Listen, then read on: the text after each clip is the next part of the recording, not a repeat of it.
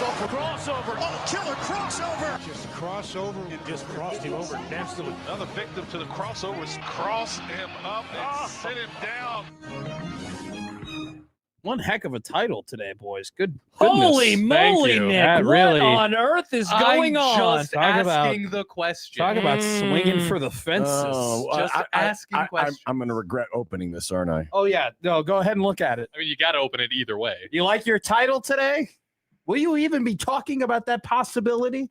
We have talked about it a little bit already. Yeah. We had Sam McEwen on last week, and I asked him the question. There's two schools of thought. The first school of thought is Michigan seems like a pretty dope job to have, you know? Yeah. It's like, a very good job. It's one of the rare jobs where they invest heavily into both basketball and football. There aren't too many like it where you are getting top budgets and for both. They invest heavily in a lot of stuff. The next AD will most likely get to hire their next football coach. So, like, if you go to Michigan and you're on the forefront of the changes, So to Matt the sport, Rule's going to Michigan? Whoa! No, he ain't going. Not if Dana goes there. What was I going to? You don't think Whittingham? Matt. You don't think Whittingham is going to be there? He's old. He's going to last like he's not. 4 or 5 years. He is literally a stopgap. He's he's like the definition. He's like a 2 or 3 year rental, and then it's on to someone else. Yeah, but you have to wait. I think the job is more. No, I'm saying you'll get to if you take it. Yeah, eventually. Why are you? I didn't mean anything other than eventually. It just kind of seemed like you were saying like you only think Whittingham's going to be there for a year. No. You're propping up like no, that. I mean, a few years. Yeah. 3, 4, 5 years, somewhere in there. No, I don't even. like, it won't be that long. I bet he's old. it's less than 3. I mean, he was ready to retire. Yeah. People forget he was ready to retire. Yeah, I wonder what happened at the end where he was like, "Nah, never mind." Well, he probably saw that Michigan paycheck. No, and thought, but like he was pretty annoyed at the end of the Utah situation. It got too. ugly at Utah. But it did. John's not wrong. He said he wanted to retire. Unless we just don't believe that. I don't believe that for a second. So you think he was always getting forced out? I think he was getting forced out. Why? They were ready to move on. They were ready to go to Morgan Scalley. They liked him. He was the head coach in waiting for a couple of years. You can make the argument. I guess don't. If you don't plan on leaving, don't name a head coach in waiting. Well, that's the thing. I think Utah was. They were getting to the end. I mean, he was there for a very long time, and I think that there was a belief maybe that he's accomplished what they thought he could accomplish in terms of winning at the highest level there. And they really like the guy that they have now. And so he was, I don't know I think if Kyle Whittingham wouldn't have taken the Michigan job this year, he would have been a name for a job next year. He would have been around for. Well, yeah, because he would have been laying feelers down. I'm very interested. I want to. I don't want to think about his feelers. I want to still coach. But would he have been hired? Think Florida State? Be a terrible. I don't think it'd be a great fit, but it'd be funny. No, it'd be funny. That's what I said. It'd be funny. That's what I'm saying, though. I mean, it's just like you're thinking about it. No. I'm trying to figure out the timeline of Penn State last year, and was he ever up for consideration for that job? But I guess he was. Michigan, it was because that was after. I keep forgetting the timeline of the situation in Michigan. What was really the timeline like? Because remember, he left like the week of the Nebraska game. We thought like this is going to be the last game. They're going to play for him, and then he left and was like, they're going to play against him. They were like, let's do it for spite. So let's think. I'm trying to think back. I'm harkening back to the Penn State debacle because it really was a debacle until they fell in November. Well, you talking about Nebraska? I'm talking about the Penn State. Oh, the coaching 54 days. It was a long. They went 54 days looking for it, and when it finally came nut cutting time to getting a head coach, it seemed like they just weren't ready to do it. Remember, we were doing the Toys for Tots, and they still hadn't hired a coach by that point. And that was like this because that was the week of the Nebraska Creighton game. The first big swing was Signetti, and then Sig got that 10-year extension, huge extension, massive extension, and so that was off the in table. Season, wasn't it? Wasn't yes, these were all in season. Mm-hmm. So it was Sig first, and then after Sig started the whole Matt Rule rumors. Yeah, that's kind of after all that was when that began, and then Rule signed his extension, and then it kind of came out. I was like, I don't know how interested they were in him to begin with. But then regardless, Elko, if I remember correctly. Like Elko was the big name that was being floated around for the Penn State job, and then he signed his extension, and they almost lost to. Remember that game? They almost lost to South Carolina. They were like they had that hellacious second half comeback. Crazy comeback, and they ended up winning that game. And then after Elko, it was just a lot of like hearing names until it was Kalani Sitake, And then the crumble cookie people came in. Cookie guys. And they were like, he ain't going anywhere. And then they fell butt backwards into Matt Camp. Into a great hire.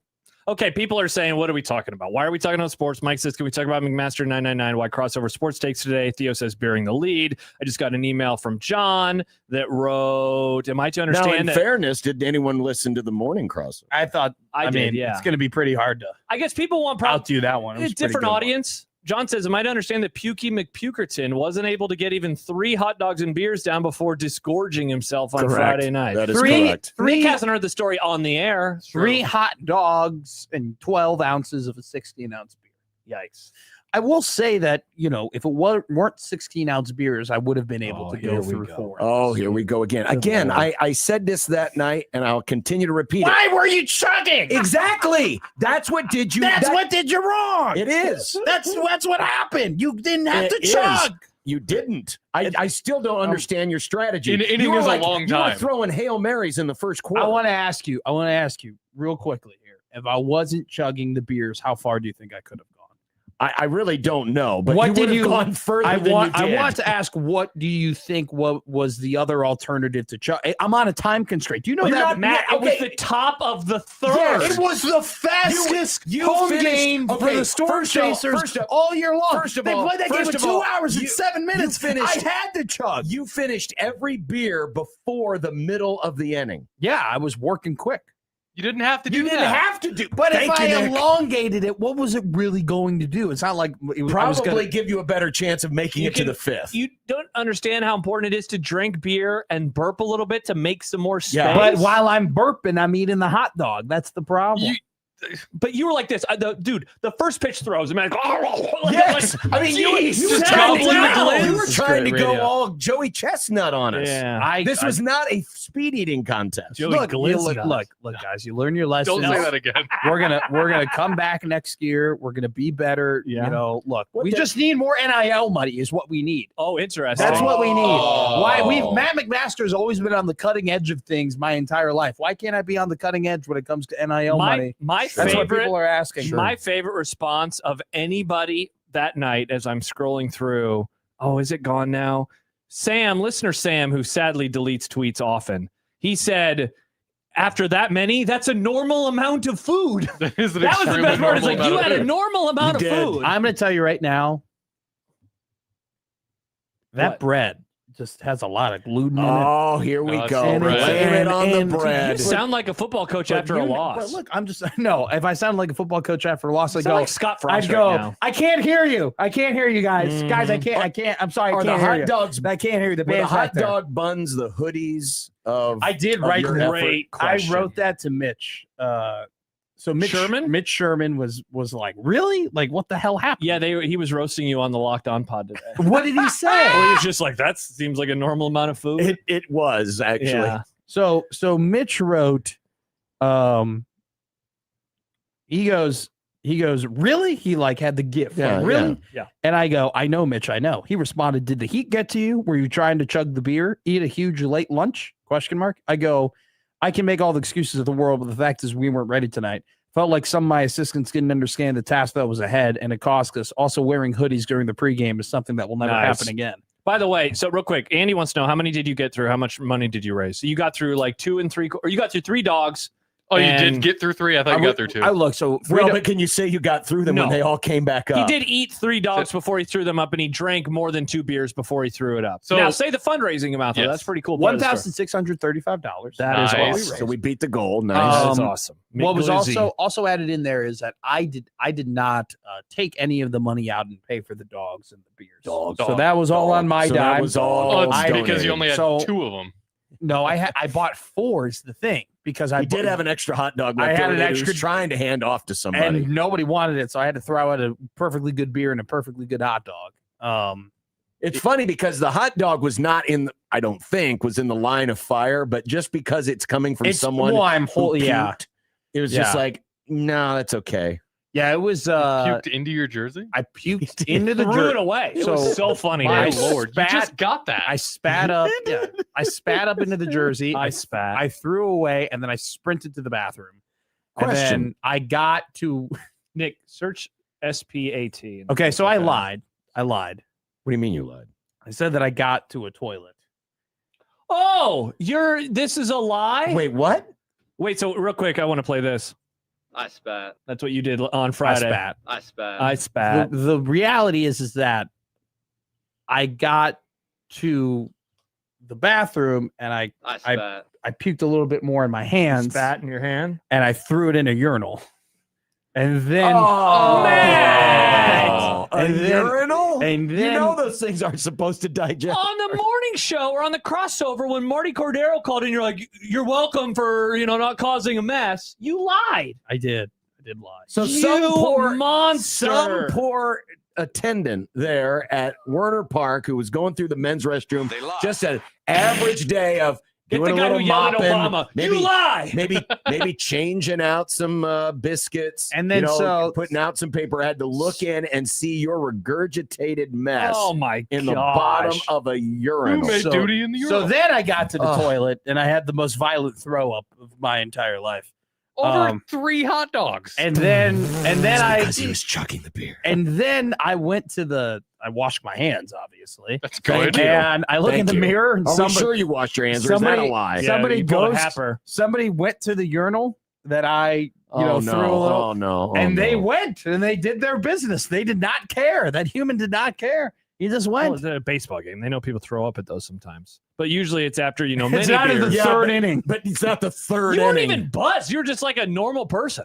Dude, well, yeah, no, I never got to enjoy being anything. Yeah. And then when I threw up though, like I was completely sober and I felt great. I felt awesome. Yeah. I was like, I felt free, Good grief. And then I got totally buzzed at a brewery afterwards. Yeah, of course you rallied. So this was funny. So we go to a brewery, we're having a great time, and then all of us kind of decided at the same time, like, all right, it's time to leave. But Matt had to order his Uber, and so we literally all walked out the door. I was just like, all right, see you later, Matt.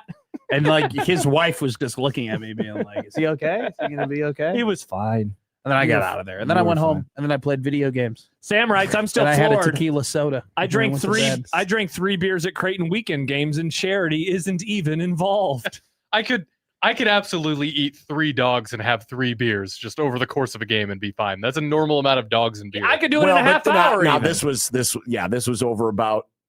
It was 30 minutes. Yeah, 30 I think minutes. the game started at 7:08 and he threw up at 7:38. It was the fastest home game at the Storm Chasers but Matt, this year. You didn't last the full 2 hours, so like that's not an excuse for you. I got to the third inning, and 35 minutes have gone by, and I was finishing up my third beer. How many outs were even in the inning? Like 1? You got through 2 1/3 innings. Yeah, basically. Or actually, it would have been 2 1/6 inning. Yeah, because there's 6 outs. Yeah, that's tough. Yeah, and then I had you in my left ear talking about the Cubs. And See, Delaware that's the thing. You keep blaming Mike Delaware and Bishop. Say anything about you just keep blaming them. Just leave me alone. Just let me go. Let the I was man telling you eat. to stop chugging the beer. That's all I was telling you. Stop chugging. You didn't have to That's what I chug. was saying. You didn't have to do that. It was a fast game. It wasn't that fast. Yes, it was. It was the fastest game all year. That doesn't matter. It literally was the fastest game all year. It literally was, but that didn't matter for you. That does not matter. You didn't last 9 innings. Yes, it still does because it doesn't. But you're still going 9 minutes an inning. That's still a quick time. Not only was it a fast game, you were still finishing the beers before the middle of the inning, which means you were really going fast. Because I had to. No, you didn't have to. You did not we have volunteered, to. like, hey, let's go out to the outfield and help out Matt so we can just sit here. We were willing to do that. And you were like, yeah, but by that point, it was glizzy. Yeah. It was tough. It was tough, man. It was tough. Odson says, got to block out the noise, man. Imagine, John, if Patrick Mahomes this season was like, well, the fans were yelling at me, and one guy was talking about the Cubs, and that's why I threw an interception. That's not your Mahomes voice. I swear to a pick. There. Sounds like Gollum. Yeah. John knows who that is now. Yeah, we were watching. I I heard the nerds. Which one was the that? Nerds Two Towers. Two Towers. No. Who is that? Which one of the nerds was it? The gray, shriveled up looking The guy one. who you're like, he's naked. Yeah. Well, he was. He was. By the way, so we're ripping all over Matt for the terrible job he did this Well, weekend. it was a terrible But game. I would like to give a huge shout out to Ian for the great job that he did this weekend. Yeah, everything sounds great. The studio doesn't sound just like a tornado anymore. Did you hear that Ian called me while over the weekend for me to explain these things to people? He texted me about you. Yeah. But I wanted to give him, I don't want to talk about that. I wanted to give him credit for making the station sound. Yeah, Thank you, Ian. Thank you, Ian. Yeah, thanks, Ian. Wow. I'm kidding. Sounds way better. You have your producer's mic open more than any show. Yeah, because my producer's my co-host. Yeah, so it's important that Ian came in and fixed He did everything. an incredible job. Mike says the audio is fantastic. Ian's Thank the you. best. Thank My you, mic's Ian. on right now. And we know, Ian, you would have been able to make it at least to the 4th. Of course you would have. Of course you would have. Because he wouldn't have been chugging beer. You know, 3 is a big number. It can be, yes. 3 is a very big number. 3 can be a very big number. It's above average, in my opinion. But whether it's 3, 6, 8, or 9, 3, 6, there 9. is no excuse for going that fast. They have medicine for that. I don't know how long the innings are going to be. You don't know. I mean, you know when it's the top of the I inning. bet though. an inning is longer than When 5 you have minutes. the other When the dog teams- and the beer already. When the teams are changing positions on the field, that's when you know the middle of the inning has happened. So it's then like you that could- Weebay GIF from The Wire. Yeah. He's like, what? Did you know that there's a bottom of the third? I had no idea. I don't go to baseball games. Pretty crazy. I'm not a baseball guy. I know you only watch a He couple actually of them was a trying week. to do the 18, 18, 18. Yeah, is what he was trying to do. One beer and a dog. I understand what you guys are saying. You're just hung up on the wrong thing. Like I We're don't. not hung up on the wrong I thing. don't- Should we That's be hung up why on you Mike failed. Delaware talking? Okay, you know what? Here's the thing.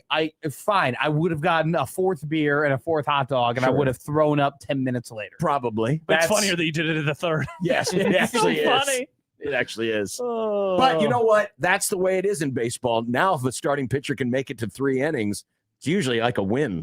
What's an acceptable amount of hot dogs and beers Matt could have gotten to where when he would have thrown up, none of us would have made fun of it? Well, He's like, yeah, that's we fair. were all saying like 6. Yeah. If you would have gotten a 6, But I I'm would have just telling said you. a valiant effort, but it can't be done. That Rotella's bun just did not sit in my Oh, here stomach. we go. I can't believe you're crapping on a local. Thank you, business. Rotellas. We I love said in the Rotellas. morning The crossover sponsor that big I red overreaction. A told- century of pride in every slice.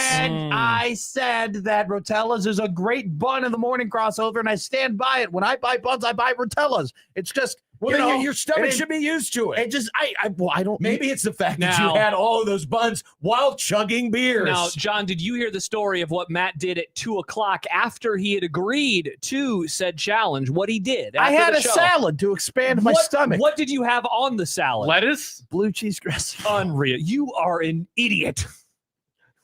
Right, guys. I mean, This is getting worse. This is getting I'm getting worse all the- flashbacks to the morning show. I get it. This All is right? getting worse all I the understand. We time. need to have a meeting. It is I getting understand. bad. Bring back all right? Steve. We need Jeez. Steve back in here to Yeah. have a meeting. You need to bring all those guys. Really brave of you to have a salad right now. What does that mean?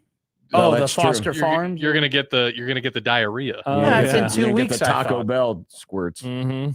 I haven't had Taco Bell in a while, so I feel pretty okay. You can get Taco Bell without lettuce. That's extremely. I don't think I've possible. ever gotten Taco Bell with lettuce. Yeah. But I actually Really? threw up after the last time I ate Taco Bell. I threw up, so I haven't had Taco Bell. In a Well, while. is it because you had 2 beers before that? Yeah, that's exactly why. I was doing the 999 challenge, but with burritos. Oh, that would be fun. I could do a 999 Taco Bell thing. I think that. Oh, let's do it. Let's do God, it. Please, no, let's do no, it. let's Let's not do do it. this. Yes, let's do this. How about we do 9 cheesy gordita crunches? Nope, that's too much. What would it need to What be, would Nick, it for need you to to try be? the Bean challenge? burrito? Just a normal Or a ass taco. normal ass taco. Normal ass Taco Bell taco. You want an ass taco? Yes, you I want want an ass tacos with taco. ass meat? Are Yes. those big enough to like really warrant Come on, a you like challenge? that one. You like that That's one. terrible. That's a John Bishop. No, I joke. would just get, like- do you I mean, like ass meat? I you do want not- meat from ass? I think if you just get a soft shell tortilla from That's my Taco Bell, impression. because you can get I think 12 of them in a box. I think that's enough to be Oh, a you're challenge. going soft shell, not hard shell? I could do both. I prefer the Husker soft Country shell. Doc says McDonald's breakfast burrito. Those things are tiny Though Yeah. they are and pretty too small. expensive. They're not worth it. They're bad. I thought they were like $1.50 now. What? I thought they were doing specials on for $1.50. Mm. Anyway, What's for $1.50? A The- wave goodbye. no, the sausage burrito there at the Have you ever McDonald's. had the Taco Bell breakfast? Never. Yes, Yeah. Is it good? it's awesome. Okay. Wow. That I was love it. aggressive. It's really good. Wow. Well, he's Taco Bell pilled. I just got a text that from somebody that their son ate 3 hot dogs for lunch on Saturday. Okay, but did their son have to drink 48 ounces of beer? Yeah, how much beer did their In son have, 15 Josh? seconds. yeah. Well, I don't know. That's a Okay, good so question. so Alex goes, Matt would eat Alfredo before a marathon too. I actually would eat pasta before I was a cross country runner. But that was like the day of? No, a whole day before. Oh, okay. Well, that's normal. Isn't that what you're supposed to do? Yeah, but he's making fun of Michael Scott from The Office when he does it literally before the race. Oh, yeah. Sean texts in, Nick couldn't even eat one hot dog in 60 seconds and is talking smack to Matt. I'm not responding to Nick. I haven't responded. I did it. I did it at the game. Oh, we don't. That's how quickly I ate the hot dog. It was easy. I could eat 2 hot dogs in 60 seconds. That video was an all-timer. I think we watched it on Friday after. We did. Yeah. Which is the more embarrassing fail? Was it Matt's or was it Nick's? It was Nick's. Nick's was one bite in and he was already like, oops. Yeah, that is true. I knew I messed up immediately. But in fairness, because that was a too. speed contest, this was an endurance contest. Yes. Was getting one bite in a speed contest the same as only going 3 innings in a 9-inning deal? That's a great question. Way worse. Okay. That's way worse. One bite? You only got one bite in? No, I mean, I ate the whole thing. I took a bite and then I immediately realized, hey, this isn't going to be under a minute. And it was the bun. I mean, it was a Sonic hot dog. It was, it was a Sonic hot dog. It felt a bit rubbery. I will say this: the hot dog themselves, right, tasted great. What kind of hot dogs they use? I don't want this to sound like I'm, saying anything negative about the Storm Chasers hot dogs. Yeah, those hot dogs taste great. It's just when you couple it with 48 ounces of beer, and more hot dogs. 43 ounces of beer. In 15 seconds. I did finish the beer, though, by the end of the 3rd inning. I puked it, came back, and I finished the beer by the end of the 3rd. No, you can't let a soldier, go halfway. No half measures, Walter. Well, Happer was disgusted when I came back after throwing up and started chugging the beer. Yeah, that was gross. Of course you were chugging the beer. It's like you can't help yourself. You can just sip a beer, right? It's a 999 challenge. I don't have time. You can drink it for in enjoyment. the fastest Storm Chasers game of all time. It wasn't actually. Good night. That was really fun. I had a great night. I had a great weekend. Yeah. My favorite part was besides all the Matt Falderall, was arriving and running into Rob Anderson and then John and him basically talking to each other for like 45 minutes about who knows? Was it media guides? Were they going over roster stuff? Oh, we're just talking about everything. A little bit of everything. You guys should do a podcast. That's what I'm saying. Jason Green needs to play the 2. Well, why was that unusual? No, I just loved it. Then Damon came over and he started talking. I just loved it. I looked over and it was like John and Rob talking about basketball. I figured. I'm not being critical, John. It sounds like you're being critical. No, I just Team loved Bishop. It. Yeah. Well, no, I wasn't saying critical, but what was the difference between that and talking to whoever else was there? I talked to a lot of people there. We had a lot of great friends of the program. I heard all about it. I heard all the convo. What? Oh, talking about when he was triggering you? The Cubs have 7 pitchers. They're all injured. 7 starting caliber pitchers, all hurt. 4-3. Someone was asking the question and I answered it. I know. I just had you in my left ear. I don't like you in my left ear. Well, the buns. Yeah. Anything but chugging the beer. I'm taking no accountability, and I'm proud of myself. You aren't taking accountability. I'm taking 0. Yeah. That's my new strategy. We know. Deny. I don't think you can be critical of the coaches this fall if they throw shade at other players or something. You're gonna have to I be would like, love it. I would. He pulled a me. I can't be be critical. I can't wait. I can't wait till Calandria throws 4 interceptions in a game and afterwards says, "It was the buns." It was the buns. What's more embarrassing, failing the 3-3 failing the 999 3-3-3? Thank you. The 3-3-3 challenge. I will do this next year. I'm locked in. Oh, I know. We've got the account. I was the one that told Joey to. Oh, did you? Well, that was great to wake up to. That made me laugh. That made me laugh very hard. But the idea, he didn't title it the way I did. I told him, I don't remember how I exactly said it, but something to the effect of Matt puking for the homeless. $1,635, and of course, which was great. Of course, Jack Mitchell was like, "Oh, that's good for your first fundraiser." Don't you know everything to him is a competition? That guy's such an ass. Which, by the way, not my first fundraiser. My first fundraiser, I raised less than that. Fun fact. What was your first fundraiser? When I went down the building. Oh yeah, how much did you raise for that one? Like 1,000. That's pretty sweet. That's not bad. That's good. This one was $635. I will not shame you for that, especially for something that literally happened on the spur of the moment. Kenneth goes, still think we need to talk to Marty into putting a bronze marker in the ground where it happened, like home runs. on I can Eataw tell you Street which in picnic Baltimore. bench it was. I can too. I can definitely tell you. I have all sorts of videos. Also, I have a meme ready from this event that I'm going to use this football season if the feeling is right. You have a couple different Matt McMaster memes ready for football. I am ready to go. There's the one of me looking at Rule. The one where that one's funny, but the one where you're all like looking hard, like, yeah, I'm ready to eat some hot dogs. And then the one where it's like the Popeyes person when the sandwich came out and you're just like, ugh, it's so funny. That's a tough. I thought you were going to be the one just me staring off to the distance. Do I have that one? I don't know if I have that. Or when you go, what do you want to say to the doubters? And I go, they were right. That was funny. I do like the fact that Joey was right on top. I mean, he got video. I mean, he was. Yeah. He was. Yeah. Ready What a to shocker go. that Joey was ready to go in my most embarrassing moment. So Matt is talking. John's behind him, and I took a photo, and also you can see Joey recording. So we have like a photo and then two different videos. I got a big stomach in that one. Good God, there's a lot of surface area. Not just in that one. Yeah. Thanks, Josh. Well, that's all right. You cleaned it out in the urinal. Love you, man. I did, dude. I lost weight that night. Also, look at you guys. A couple of pals. I hate that guy. I had 3 hot dogs and 3 beers, and I lost weight at a baseball game. It was so nice talking to Joey. I had a great time. Who is Michael Scott and who is Toby Flenderson in this rivalry? Excellent question. I think that's pretty obvious. Yeah, you're Toby. You're Toby. I'm Michael. Get out of here. Yeah, but that's the beauty of that rivalry is there's really no winner there. I mean, you have to either be neurotic Michael Scott or Toby. You guys are I'm in this guy's head. Every text this guy makes is about me. Oh, I love that. Nice. Yeah. Wow. What'd you do? I don't know. Just be me, apparently. He says, I love how both shows are just roasting Maddie McPhails, the 999 challenge. Always talks a big game to never back it up. Ha ha. A 22 or 23, whatever. He's 24. It happens. Should easily handle this without much, if any, prep. I feel like those are just incredibly arbitrary statements. First off, I've never done the challenge. Arbitrary statements. And by the way, it's a difficult challenge. This guy knows how old I am. Don't do the whole 22 or 23-year-old. He knows how old.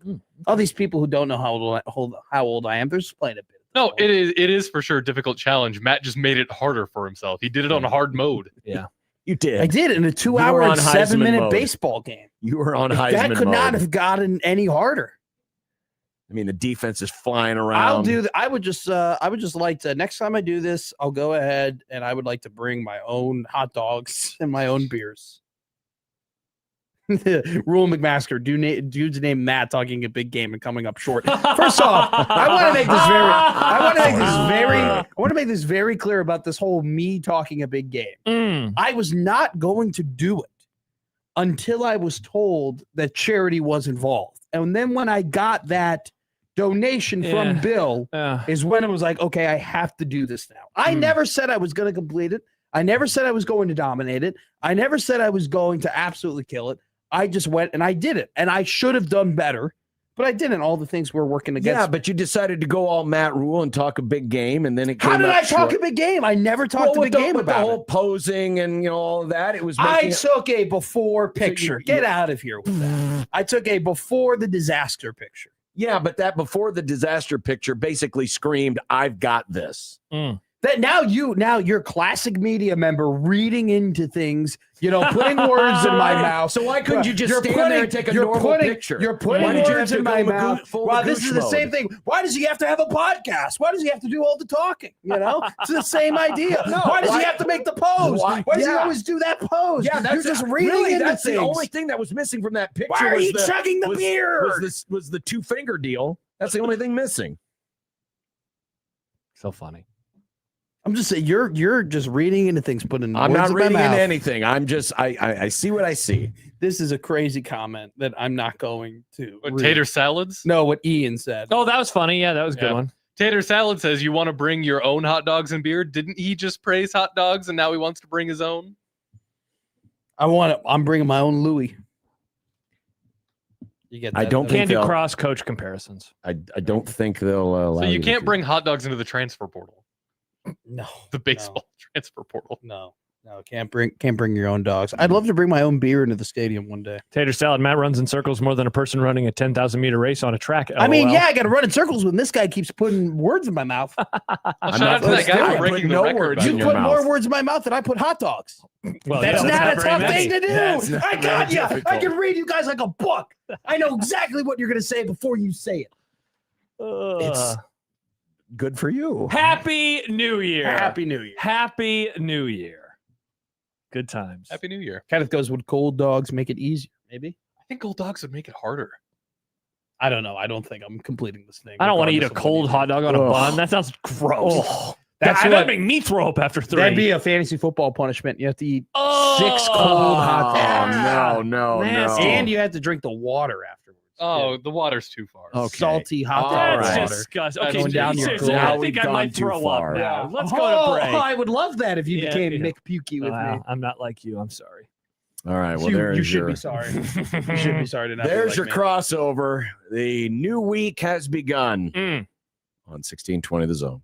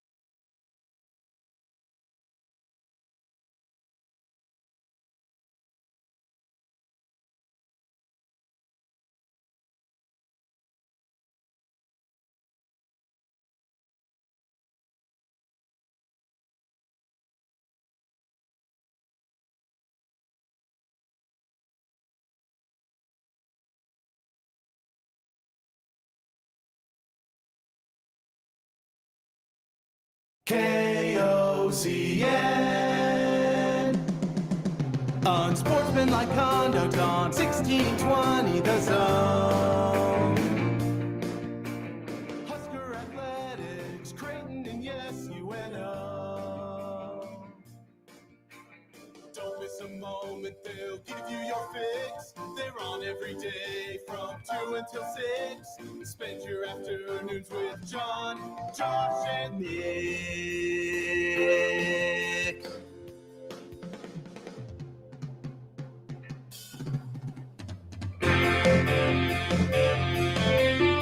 John, Josh, and Nick.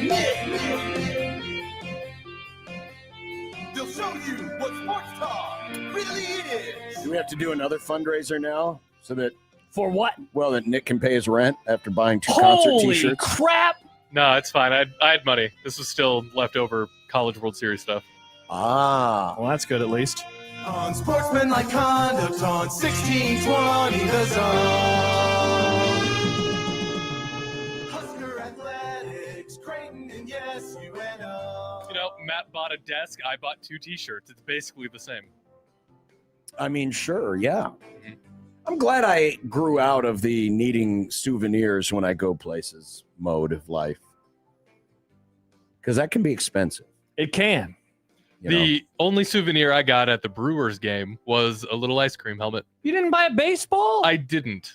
Wow. When I go places, I come back with a baseball for Nick. Yet I only asked you once, and then you just keep doing it, 'Cause which it's I a fun- appreciate. It's a fun little tradition. It's a fun tradition. I do But appreciate you can't that. even keep it going on your own self. Well, I bought 2 T-shirts. I couldn't afford one. Well, that reminds me. I need to send a text and see if I can get some tickets. I'm going to the West Coast next year during the season, Mm-hmm. and I'm hoping to check out Petco and Dodger Stadium. Knock off 2 on the list. I wanted to get a very specific Brewers hat, but I couldn't find one. I wanted Which one one? of the old M with the B, no, little ball. the M, and then it had the hops. Why did you want that one? I think it's a cool Oh logo. wait, isn't that the one from like when I was a kid? Yeah. Oh, that one's terrible, Nick. I No like. I offense. kind of like There's it. a reason why they went back to the to old the classic look. one, Yeah, because it's if you look at it, it's a glove. Yeah.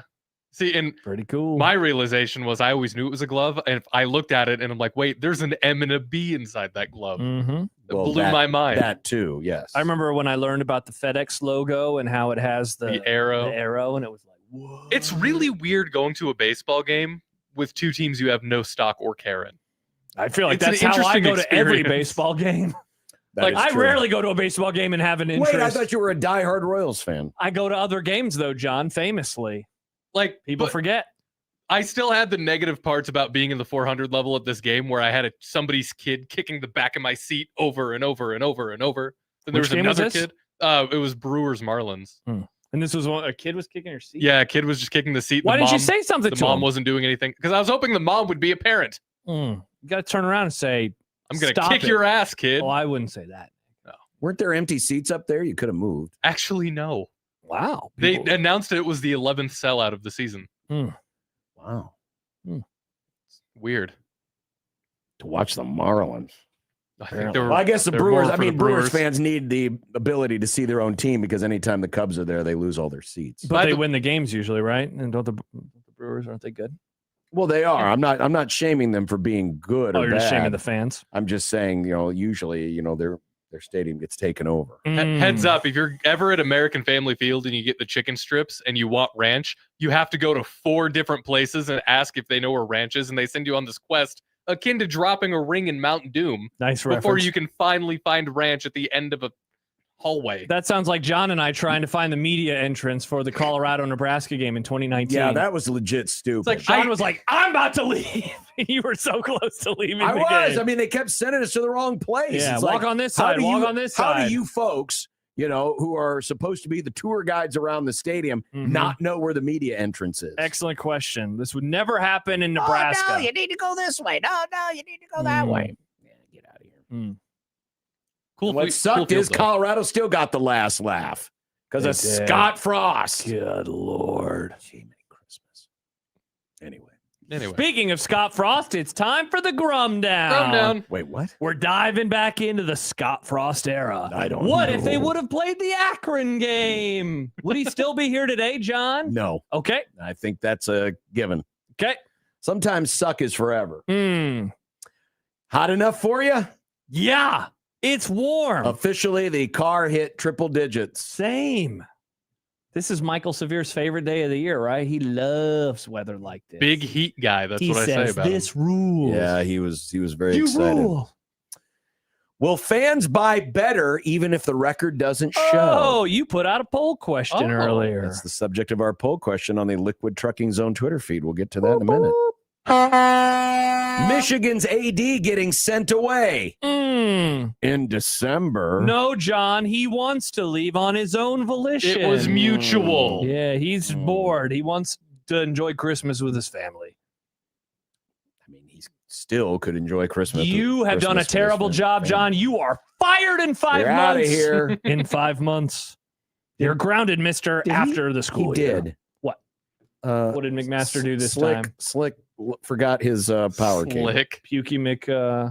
He forgot his power cable. That's what Damon used to call me. He called me Slick because Yeah. it rhymed with Nick. We saw Damon on Friday, Nick. You just missed out on all the fun. I did. You did. Yeah. You did. You missed out on a lot of fun. But I had my own fun. I watched the Strokes. And you bought concert shirts for $400. I did. Nice. Trump hounds out trophy. Foreigners leave USA. Coincidence? Bullet point number 4 is the World Cup final. How much of it did you watch? I don't know. You watched it though? Like 5 minutes. Wow, you're Well, there was- changing. But the Cubs game was over. Yeah. And I was waiting for the IndyCar race to start. And it's like, get this soccer game over. So, and then I found out the IndyCar race was rained out. Oh, so what did you do then after soccer? Did you watch the Yankees-Dodgers game last I watched night? the NASCAR race and ate dinner and went for a walk. Okay. Did you see last night? Did you see the IndyCar fans bitching about the race? It's like the race got shortened because of the heat, and everyone's like, "Oh, what a bunch of wimps! Why are they shortening this race because of the heat?" I It gets didn't see hot it. inside cars, Josh. You know how you have running temperature? Race cars also. Get I mean, hot. that's pretty. No, okay.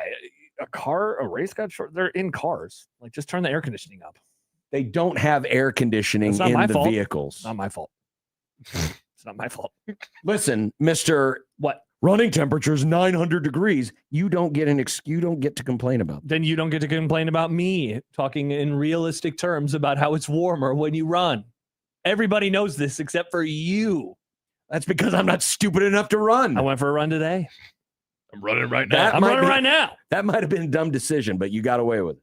No, not get away with it. I stay very hydrated. I take in my electrolytes. I plan. What do you stop at all the water stations on the way? No, I bring a water bottle. Stop at the water station. How does the water not get cold or hot? Well, because I fill up my water bottle almost all the way and I put it in my freezer. So it's one giant ice cube. Then I add a little bit of water. And so it takes until mile 8 to get like lukewarm.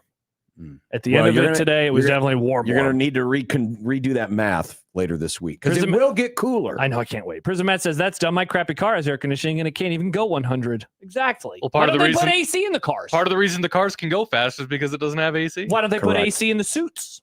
They kind of do. Actually, they do. Also, maybe they shouldn't have. It still gets extremely hot in there, like True. 140 degrees hot. You and Kugler made fun of me a few years ago when my car's air conditioning wasn't broke. Meanwhile, these yahoos drive around for hundreds of miles with no AC. Well, they're yeah, they don't designed not actually to. put them in the God. car. They're the suckers.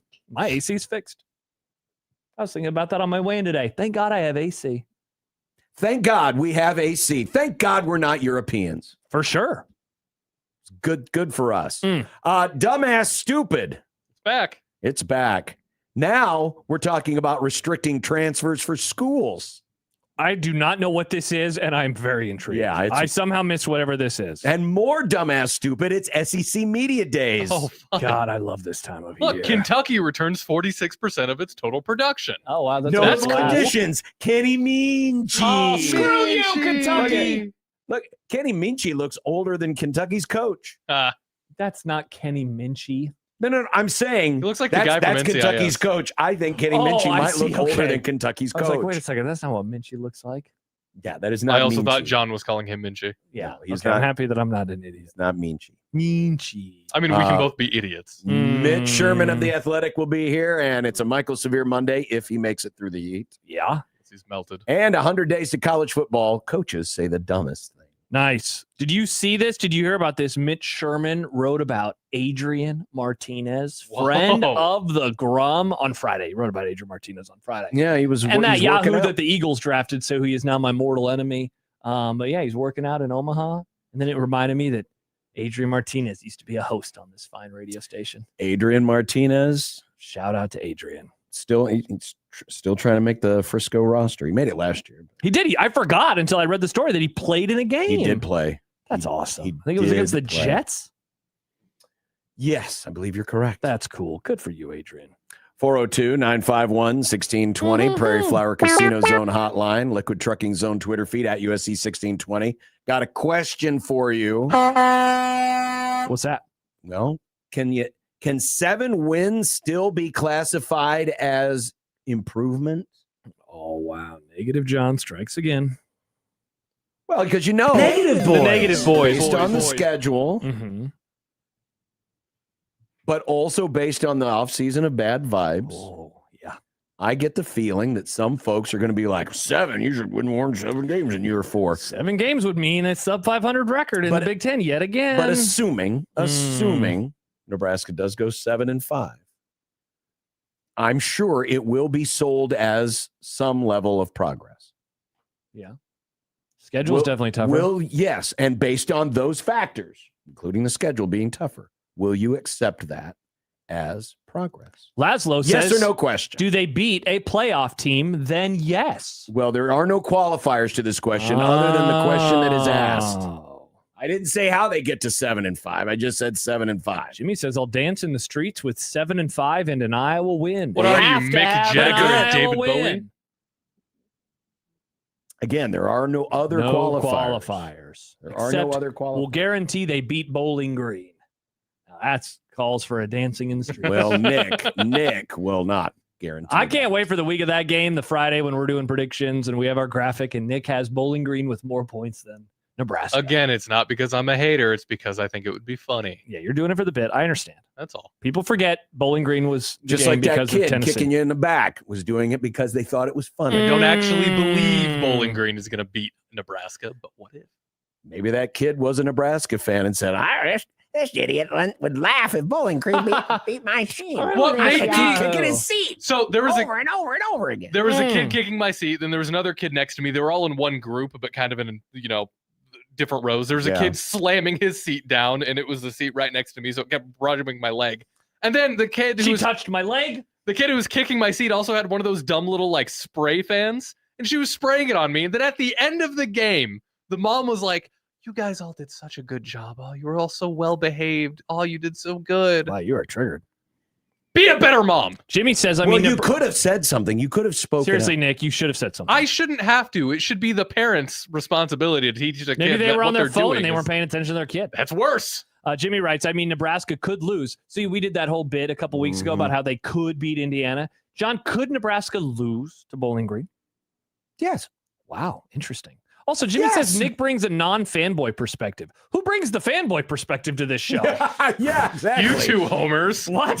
You I think might be listening to the wrong show. We're told all the time, oh, you guys are haters. All you do is hate. I don't know last time somebody said that I'm positive. All I can say is I've never talked to Matt Rule on the phone before. If Josh, if Mr. 5 and 7 to my left is a fanboy, my God. Yeah, what does that make to see a hater? What does that make Steve Sipple?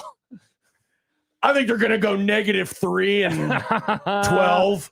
Indeed. Also the I mentioned Liquid Trucking Zone Twitter feed at USC 1620, but then there's also the Equitable Bank Zone inbox. At Equitable, we take banking personally. Answer the phone on the first ring. I saw him being critical, Doug was, of the boys throwing the first pitches on Friday. He said, why didn't you throw from the mound? That was the rule. They weren't allowed to throw from the mound. They didn't want people throwing from the mound. Correct. They let people throw from the mound at the Brewers game. Well, they didn't at the Storm Chasers game. And that's there was 8 people that got to throw out the first pitch. So they were just being careful. I don't know. I got a question. I'm a little confused today Because did you Today? see this? Did you hear about this? You know, we've got the diarrhea lettuce going around, but apparently the test of the Taylor Farms lettuce was a false positive. So Taylor Farms said they got an apology from the Food and Drug Administration. So wait, why are people pooping then? Saying it wasn't their fault. You know, the other really interesting thing, the owner of the Taylor Farms has also donated a lot of money to President T. So you're saying they're lying? I'm saying that it's interesting. Isn't it? Isn't it an interesting coincidence? Yeah, I mean, what's his name donated, and then Paxton was like, let Brendan Sorsby play. It's kind of how the world works these days. They said... Yeah, Laszlo says it's still Taylor Farms. They're lying, John. Today, we were informed that the FDA made a mistake and that this was a false positive. Definitely. The FDA has not identified a single positive product test result for Cyclospora. Cyclospora, which actually sounds like a new villain in your Mount Doom movies. No, it doesn't. Don't be native. No, that sounds like a Marvel villain, John. Come on. Okay, Let's whatever. not be an idiot over here, please. But then I saw this today from our good friends at KETV Newswatch 7. What did Andy Kindy have to say about this? Andy Kindy only eats McDonald's. Remember, that's their bit. Douglas County officials, the health department, that's us, reported a rapid increase in Cyclospora. 27 confirmed cases have been identified among Douglas County residents, with an additional 12 unconfirmed cases. And they're saying that the most common exposure is people eating at Taco Bell. Whoa!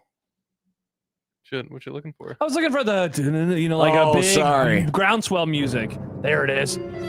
At where, John? Taco Bell. Shout out Popeyes. Never hear that about Popeyes. Taco Bell. It's because Popeyes doesn't have lettuce anywhere. Shout out Popeyes. Taco Bell also came out and said that the Taylor Farm, they got rid of all their Taylor Farms lettuce because apparently they didn't get rid of it fast enough for these poor folks here in Douglas. Alex and Lincoln says this is Taco Bell's COVID. So now I'm confused. Is it the Cyclospora from the poop lettuce, or we're just going through a case of natural Taco Bell diarrhea? Interesting question. Interesting. Nick, you'll have to do some boots on the ground research. Well, you probably can't afford Taco Bell anymore after you bought those shirts. That's true. These shirts are actually my dinner tonight. I'm eating both of them. What's for dinner? Nick's shirt. It's like the inverse of what Matt did on Friday when he threw up into the shirt. Nick actually bought the second shirt, not because he wanted it, but because he might need it as an emergency diaper. Yeah, it's true. Sustenance. It's my shirt supply. When's the last time you had Taco Bell? It's been a while, actually. A couple weeks. Fascinating. Well, they say it's within 2 weeks, so you're not out of the woods yet. Well, the last few times I've gotten Taco Bell, I don't think I've gotten anything with lettuce. That's the thing. I've been on a quesadilla kick. My son, who famously, and this is going back to when he was like 3 years old. Oh, wow. When we would have tacos, he would always say, "I want no salad." That's what he called it. No salad. No salad. It's on my lettuce. It's lettuce. So, Christian. So I still say that. And so we were at dinner last night, and of course, my older son, Sam, has been going through this. It's not confirmed. By the way, the doctor told him it was $1,000 to confirm, like to take the test. God. So he said he's great not healthcare taking in the test. country. But he said that. So Christian was like, "See, this is why I don't get lettuce on my taco."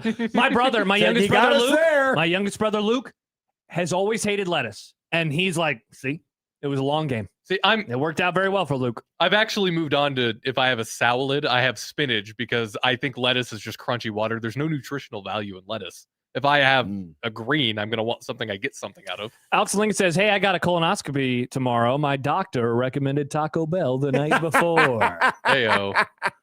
This is great. All right. Well, coming up, we're going to go over the question: will fans buy better, even if the record doesn't show it? Nice. And that is a grum. Our grum. It will be a grum. It's just begun. It's only just begun. The week has only just begun. 16:20 the zone.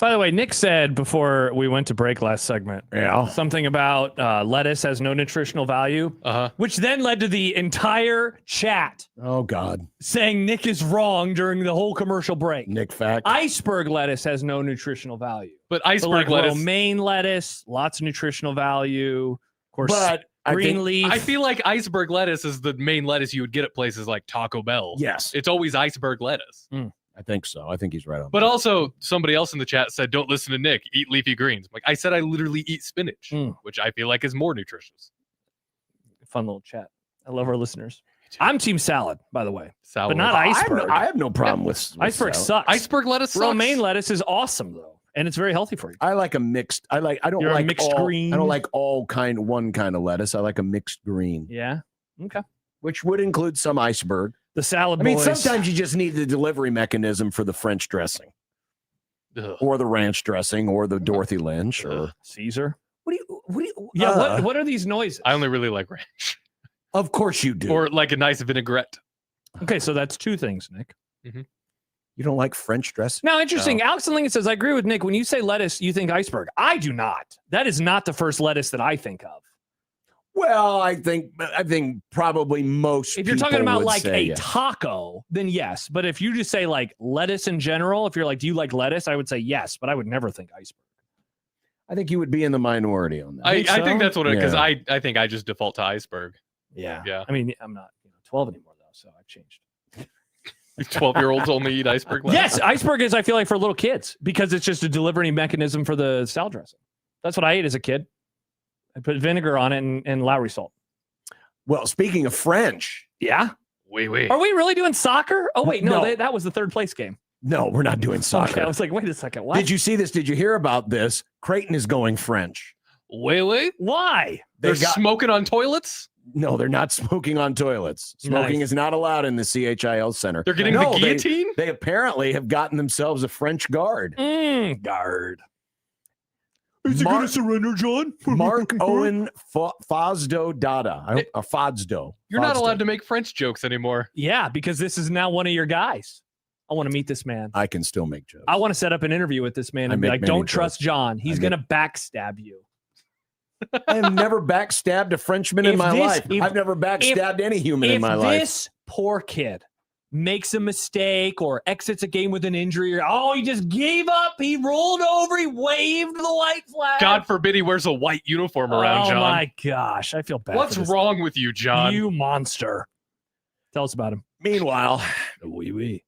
he's I have 19-year-old, 6'3", could be a really good point guard. Solid defensive prospect is what they're saying right now. Oh, that was always Creighton's- the diss against European players. Creighton's gone all defense on us now. I don't like it. I want this team to play offense. What are they, the will. Big Ten? Yeah, I don't want to watch They will. defense basketball, John. I'm They an will. offense man. But yeah, I'm just not used to still hearing about player acquisitions, before this late in the game. I know college basketball still. Yeah, you can join Couple of whenever you months want a to game. now. Yes, Has he you can. played pro ball? Apparently, yes. Do we need to, and this is not a critique of him, do we need to make a stand or a ruling on professional players in other countries not being able to play college ball either? Because we are remember what's his name at Alabama? We were like, get him out of the game. Yeah, Do we need to do something similar with the foreign players or just allow the American players to play both too? It's quite I interesting. mean, there's many things that we need to straighten out. Yeah, And that's probably that's one of them. them. Yeah. I would agree. Maybe that's our next pet project. Well, we'll work on that when it gets there. So I had a question, and it's the reason why we did the poll today. I wanted to bring this up first because these are what the preseason publications, big publications in the big red, have to do with the Nebraska predictions this year. Wow, that's interesting how different they are in both ways. Yes. Phil Steele has Nebraska 9th in the Big Ten, but 61st in the nation. Lindy's has Nebraska picked 11th in the Big Ten. So 2 spots worse. 38th in the nation. Mm-hmm. Apparently, Phil Steele's out on the Big Ten. I guess so. Athlon has Nebraska picked 10th in the Big Ten, 38th nationally. Mm-hmm. That is That's what the preseason prognostications have to say. Mm-hmm. But it got me thinking about, we've been talking so much this off-season about the off-season of bad vibes. Mm-hmm. And the conversation is already starting to form. Fester. Because we talked about this, I think it was in each of the last couple of interviews with SIP. The idea of selling progress and how it may be difficult to sell progress if X record happens. But I seem to recall SIP saying, hey, expect it. Because, with the recruiting class they have coming in, with the degree of difficulty of this year's schedule. Yeah, if there's any levels of gray with the results on the field, first of all, I've seen 3-9 teams be sold as good. We always see that around here. Mm-hmm. And I think everywhere, every fan base is going to have those types of folks. But if there's any levels of gray, if it's in the 6-6, 7-5 range, I think that there will be that willingness or that want to do so because of the recruiting class, as you mentioned. Correct. And just kind of the general, again, that's the operating procedure, is you want there to be progress, or you want there to be the appearance of progress. And, 7-5 versus last year 7-5. I know the conversation, because the schedule is tougher this year. And, I think back to, as you set this up, think back to the phrase that you have always used around here, and that is not all blank seasons are created equal. That is true. And I would say on paper, before seeing how the schedule plays out, a 7-5 versus this schedule would seem to be a much more impressive 7-5 versus last year's schedule. Again, that's on paper, though, and we have to see how the year unfolds. Well, to that point, Corn Dog. That's an interesting name your parents chose for you. But Corn Dog on Twitter says, Liquid Trucking's own Twitter feed, 7 wins this season equals 9 wins last season. You think the tax is that high? I definitely think this would be worth 8.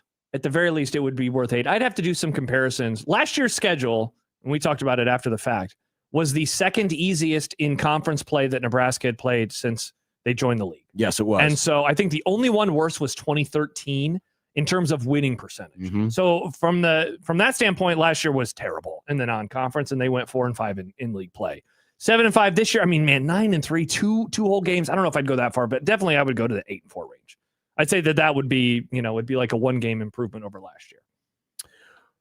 I don't know if pleasantly surprised is the right term, but I was surprised at the results of our poll question so far. And you can go vote right now, Liquid Trucking's own Twitter feed. Mm-hmm. The Vegas win total is 6.5, but 7 has been the number the last 2 years. And it has led to the offseason of bad vibes. Mm-hmm. Can the Huskers win 7 and still sell being better to you, considering the tough schedule? I thought, based on the offseason of bad vibes, because I think, and maybe I was wrong on this, but I thought that part of the offseason of bad vibes is also being motivated as to what they are projecting for this year. And that is the whole notion of, hey, don't try to tell me that 7 wins in year 4 is improvement, because it's not. That was the impression I got. Oh, I never got that. Interesting. And so 57% of you voted yes, that a 7-win season can still be sold as being better because of the tough schedule. I voted yes. Interesting. I feel like it's a pretty easy yes for me too, because of how tough I think the schedule is. I don't know. Sure. Here's the thing. I'm not arguing you're right or wrong. Yeah. I am surprised, because I have sensed that some of the frustration is that some people are already kind of writing off this year because of the tough schedule, and also knowing, hey, Rule's not going anywhere because of the contract extension. Definitely. And so there's an element of frustration, not only based on how last season went, but in that it won't feel like there's any consequences for this season. Consequences in terms of, hey, hot seat or no hot seat or whatever the case may be. Mm-hmm. That's what I sensed. But based on this vote, if Nebraska can get to 7, which would be the first time that they've hit the over on a Vegas win total in 10 years. Yeah, in a literal decade. They're saying, yeah, So it's kind of like going back to the previous response. 7 wins this year equals 9 last year. Now, Doug Anido says it, though. 7 wins means 3-0, most likely, right? Most likely. 3-0 versus non-conference and only winning 4 out of 9 versus light competition. That is true. That is the wild part about this. Sure it is. 7-5, I think it would be like, wow, they certainly overshot my expectation. And I can only go off of what I think, right? That'd be 2 wins better than I'm expecting them to be. And yet they would still, go sub 500 in conference play, and they would only match last year's number. It is so interesting because, and so again, how did you phrase this question? I want to make sure I got this right. Can the Huskers win 7 and still sell being better considering the tough schedule? Okay. Now, tell me if I am speaking out of both sides of my mouth. Being better, yes. Progress as a program, no. In year 4, I'm not expecting 7-5. I'm expecting way more than 7-5 in year 4. I need I'm talking about like really breaking through. I think that would be a better year than last year. But if every season so far has been this tiny little step forward, are they really taking steps forward? That's interesting. It's an interesting question. I don't know. And I think I can see the argument. Yeah, that this year a 7-5 will feel like it's better, certainly than last year's 7-5. But in terms of overall progress as a program, no, I could see someone saying, no, it's really not. Now, someone might then counter with, yeah, but the recruiting class and the momentum that Nebraska's gotten on that front. Sure. And certainly that is something. And listen, I prepare for it, folks. Just like we're going to talk about the SEC, prepare for the whole, our conference is tougher than, our 9 games are tougher than their 9 games are. Prepare for that. Yeah, Nebraska sounds like an SEC school. I would also say prepare for an off season of folks pitching better, or dare I say progress, even if the record looks very similar to what it's been the last 2 years. You're already fast forwarding to next off season. Wow. Well, I know how much you like to count down, so I thought I don't want to count down to that. That sounds like hell. We've made it this far. We got to cherish the moment that we're in right now, John. Do we? Yeah, it's July. It's your summer. Well, this is what you wanted. Haven't you seen all the people that haven't bought tickets yet? This is what you apparently wanted. Apparently everyone wants to keep it in the summer. This is what you wanted. Jimmy says, some of these new wins will strictly be because of luck. The ball will bounce their way for one. So does luck mean progress? They've had luck bounce against them. I just want to see them improve as a football team. That seems to be quite the stretch to say, well, they'll get to 7 only if they get lucky. They could win some games, and they could also lose some games. Luck is one of those things that sometimes I think people use as an excuse. If they don't like a team, it's, well, they got lucky. Yeah. Alex says, okay, so what will we say when they only win 5? There'll be some that will say progress. There'll some that'll, or at the very least, tough schedule, the excuse making. Oh, I won't accept that. Yeah. We can discuss 7, absolutely. Anything less than that, no, you can't sell me on progress. Because there are at least 6 wins on this schedule. They'll be favored in 6 games. Yes. At least. As of now, they'll be favored in 6 games. It could be more. It could be, I guess it could be. Could it be fewer? I don't think it could be fewer. I think it's 6. Well, they'll be favored in the first 3. They'll be favored against Maryland. They'll be favored against Michigan State. They'll be favored against Rutgers. Yeah. So I don't think that any of those games, I guess the only thing that would change is Rutgers is like way better than we expect. And by that point, Nebraska has fallen on such hard times that Vegas is like, nah, we'll give it to Rutgers. Yeah. I guess some injuries, but yeah, I think that they'll be favored in a minimum of 6 games. I don't know really how much higher that number could climb. Iowa's on the road. Illinois is on the road. The playoff teams are not going to be favored against for sure. Washington, I guess, maybe they're favored in the Washington game by the time that one rolls around. I think I'd still be a little surprised, though. Yeah. But I still came away a little bit surprised. I thought some of the negativity of the bad season of vibes would say, nope, we're not accepting this. But maybe people are a little more reasonable than I gave them credit for. No, probably not. I wonder in 2 weeks when we do our poll question, because that's when practice starts and we'll do our 3rd phase of 4. I want to see what those numbers look like, because as we point out every time that we do one of these, you hit the end of the summer, you hit the start of camp, and people are usually pretty jazzed. And I think there's always that natural increase. And yet we have done a variety of poll questions this offseason, and there is always the negative tinge with it, no matter what it is. And I don't even think that this is that positive. Maybe you're surprised that there's more people than not voting yes on it instead of no. But I still don't think that this is like that positive of a result. And so I'm curious to see what the general expectation is going to be for them this year. By the way, 56% voted 6 wins or better in the last survey. What was the number? 56%. Okay. Which was up from 48% in the winter. Okay. And 48% of that was 6-6 or 7-5. There was 7% that thought 8-4 or better. Could this be actually one of the first that sees the number go down? Because always in every survey we've ever done, the positivity is always ticked up a few percentage points with each passing survey. Mm-hmm.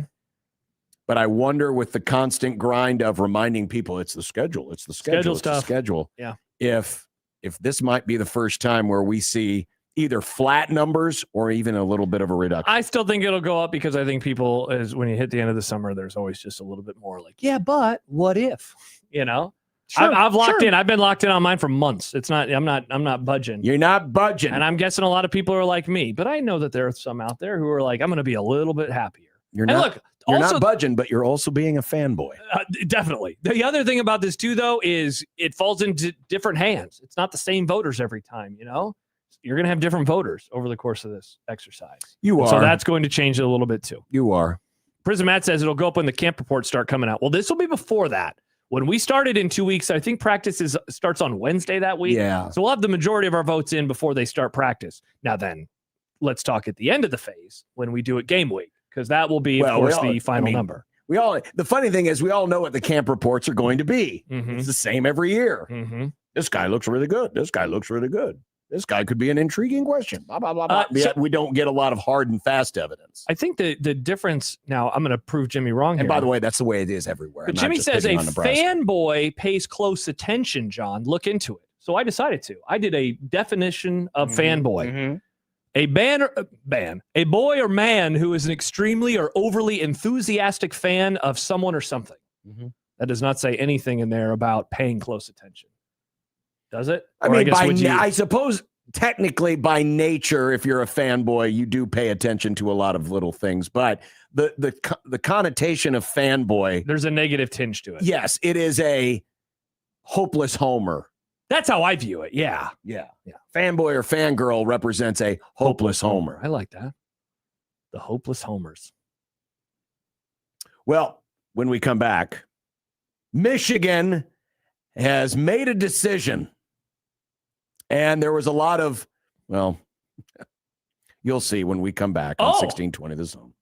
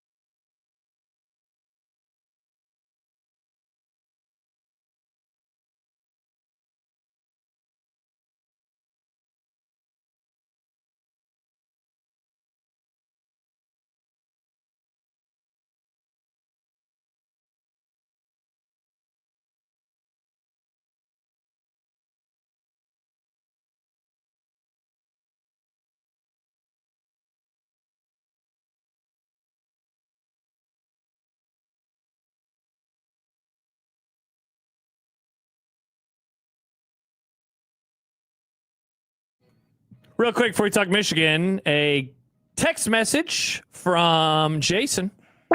This team always loses a game it's not supposed to lose, and it will never beat anybody it's not supposed to beat. So consider us lucky if they win 6 games.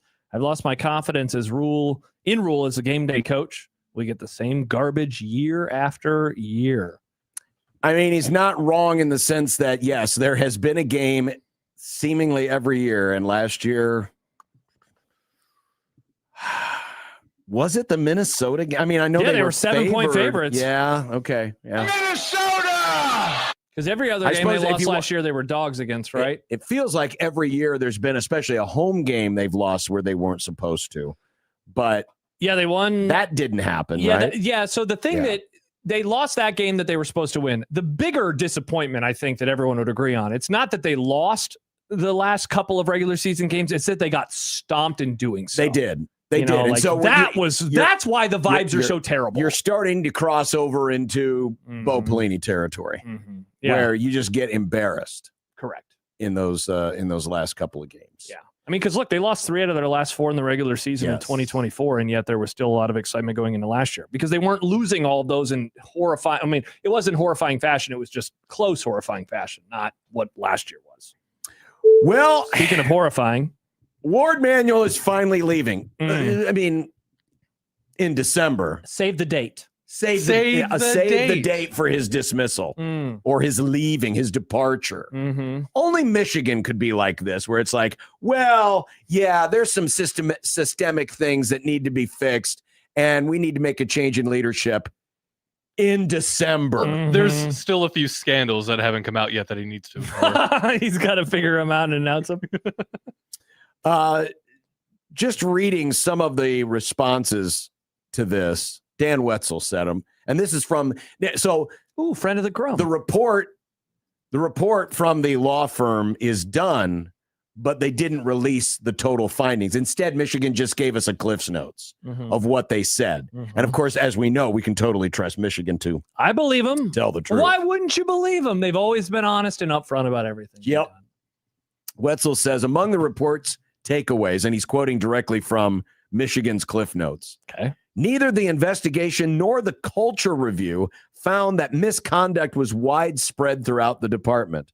The culture review found that weaknesses in accountability, organizational structure, oversight, and reporting created conditions in which misconduct was not always addressed consistently, promptly, or in accordance with university expectations. But he was also doing a great job.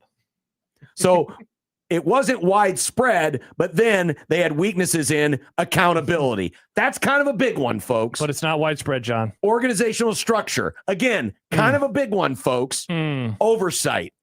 Again, kind of important. Created conditions in which misconduct was not always addressed consistently, promptly, or in accordance with university expectations. Again, it's a big old ass, typical corporate speak or university speak word salad, but it's also very, with a kind of salad, Romaine. Lot of frickin' iceberg. Better be spinach. Not a frickin' iceberg in here because there's not a lot of calories. Give me some vinegar and Lowry salt then. It's bad. It's bad when Stephen F. Scrapple, Michigan reporter. Nick. Don't give it to him. Absolutely. Yeah. Okay. Just making sure I heard it right. When even the great John U. Bacon has questions, he tweeted today, Michigan's response once again makes no sense. If AD Warde Manuel is not a central part of the problem President Grasso cited from the $12 million report, then why push him out? If he is a central part of the problem, why keep him as an advisor to enact the needed reforms? Wow, that doesn't sound like a fanboy to me, John. That sounds like an unbiased observer. It sounds like Carl F. Canadian Bacon. Arbitrary. Finally wisened up and realized, these people are full of crap. Dan Wolken, his observation, my favorite line from the report, quote, the football program's prominence and organizational structure created unique oversight challenges. What? How about the fact that you hired a guy who had an ongoing affair and everyone around there knew about it. That created ongoing problems. They knew, and they let it happen. Stealing signs, that's a problem. Well, that is too. That's a while ago, Nick. We've moved on. Shouldn't have. We've moved on. We've moved on. Again, so typical of Michigan. Also, thumbs up for the release. It literally came out the moment Greg Sankey began speaking at SEC Media Day. Excellent job. Almost as if they were attempting the Friday news dump, but realized, crap, Friday's still 4 days away.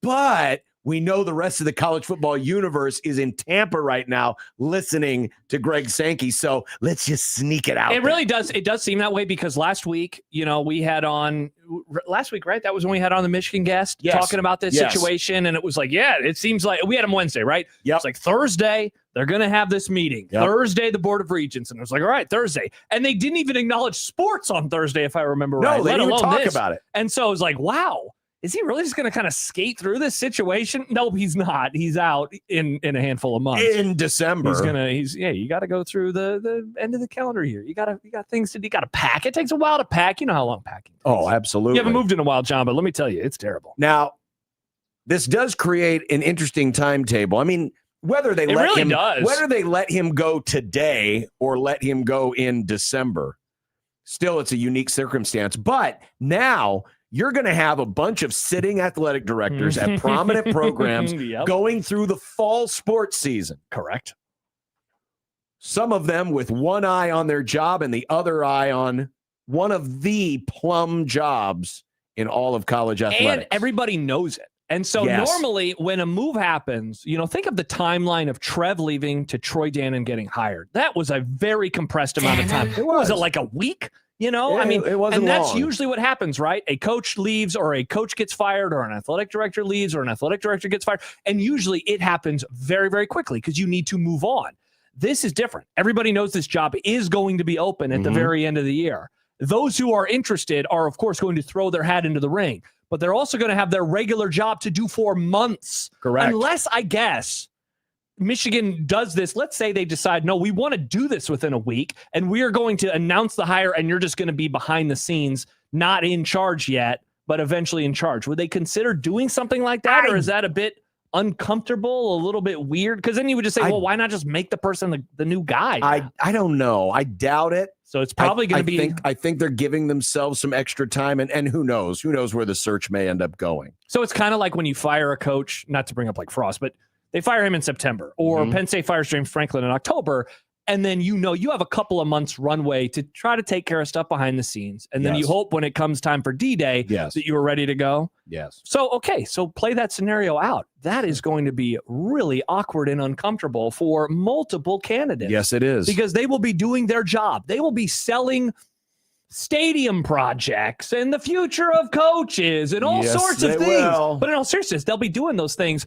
And they'll also be like, I would love to go there, though. I would love to live in Ann Arbor. I'd love to be a Michigan man. It'll just like it's good for college coaching agents, it's going to be good for the agents of athletic directors. Mm-hmm. This will be a good season for them because, again, think about the hierarchy, the unofficial hierarchy of college leadership, right?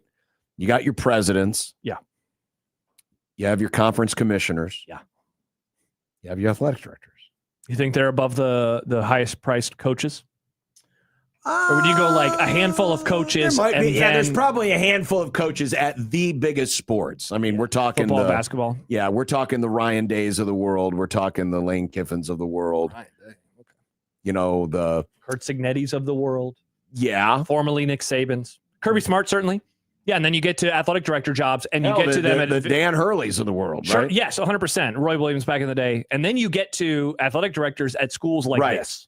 But when you look at where everything's going in college sports and all of the massive decisions that are going to be on the table, this is one of the handful of college athletic director jobs that is going to have a big, big say in how things play out. And again, we talked about it a little bit in the crossover with McMaster. You are probably going to get to hire the next football coach at Michigan. Correct. And so that is, I mean, that all on its face is a reason that you would want to take this job. You get sure. to hire the Michigan head coach. Who knows what you're going to have to deal with basketball, and you're going to be on the forefront of where college sports are going and where the Big Ten is going. Yep. You know, and at one of the most important schools in the country. This is a killer job. And so it's going to make for a really weird fall sports season, you know, for all the candidates. It really will. Coming up next, we have a nice big helping of dumbass stupid. Which just so happens to coincide with the start of SEC Media Days. Nice. 1620 The Zone.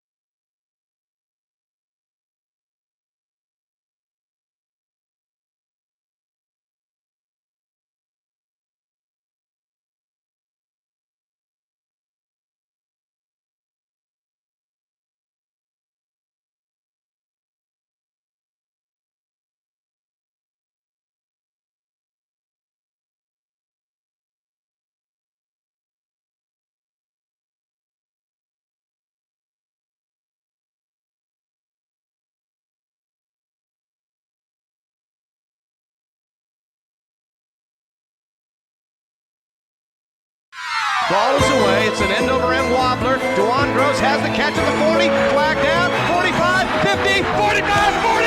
Into the 35. Oh, come on. Oh, my goodness. As the Dumbass, stupid. turn. 35. This portion brought to you today by Dawn, the dishwashing liquid that takes grease out of your way. Now you have to regain your composure. Oh, you don't either. Yes, you do. And by Bold 3 detergent with built-in fabric softener. Our defense coming out and giving up touchdowns on the first drive of the second half. I'm going to lose my mind if they do that. That is terrible. Stupid. What's happened this time? Well, a lot. Everything has been great. Yeah, no, Everything it's is been great. awesome. You know, folks in Washington D.C. are trying to get I told you, I'm not reading these stories anymore. the Saving College Sports from Itself Act. There's a lot of haggling going on right now. A lot of haggling because you know the Big Ten and the SEC, they don't like the idea of, what do you mean we can't expand anymore? That's not. Well, that Yeah, Kenneth shouldn't be in says the rules. intro is outdated now thanks to the Save College Sports Act. The Big Ten will never become more than 19 teams. Also, why 19? Why not just 20? Why can't you just make it a nice round number? Stupid. I really Dumbass stupid, some would say. It is dumbass stupid. By the way, so the latest in the negotiations, because as it stands right now, the Saving College Sports from Itself bill would prohibit conferences from expanding, the power conferences from expanding. But now there apparently has been discussions between the conferences and the lawmakers to change that to a cap of 19 schools. So you're allowed to have 19, but not more? The cap that would cap conference membership at 19 schools and require that programs that move from one power league to another operate as an independent for 5 years.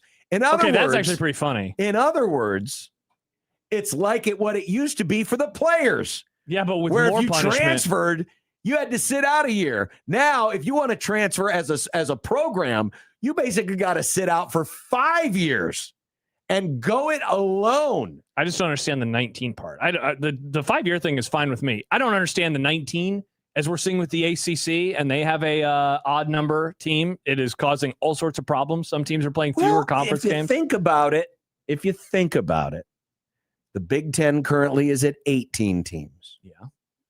There's been one big fish, some would say fish and or loaf, that is out there. Excellent job. That has been out there for the taking for a long time, but they just haven't been willing to be taken. Boston College.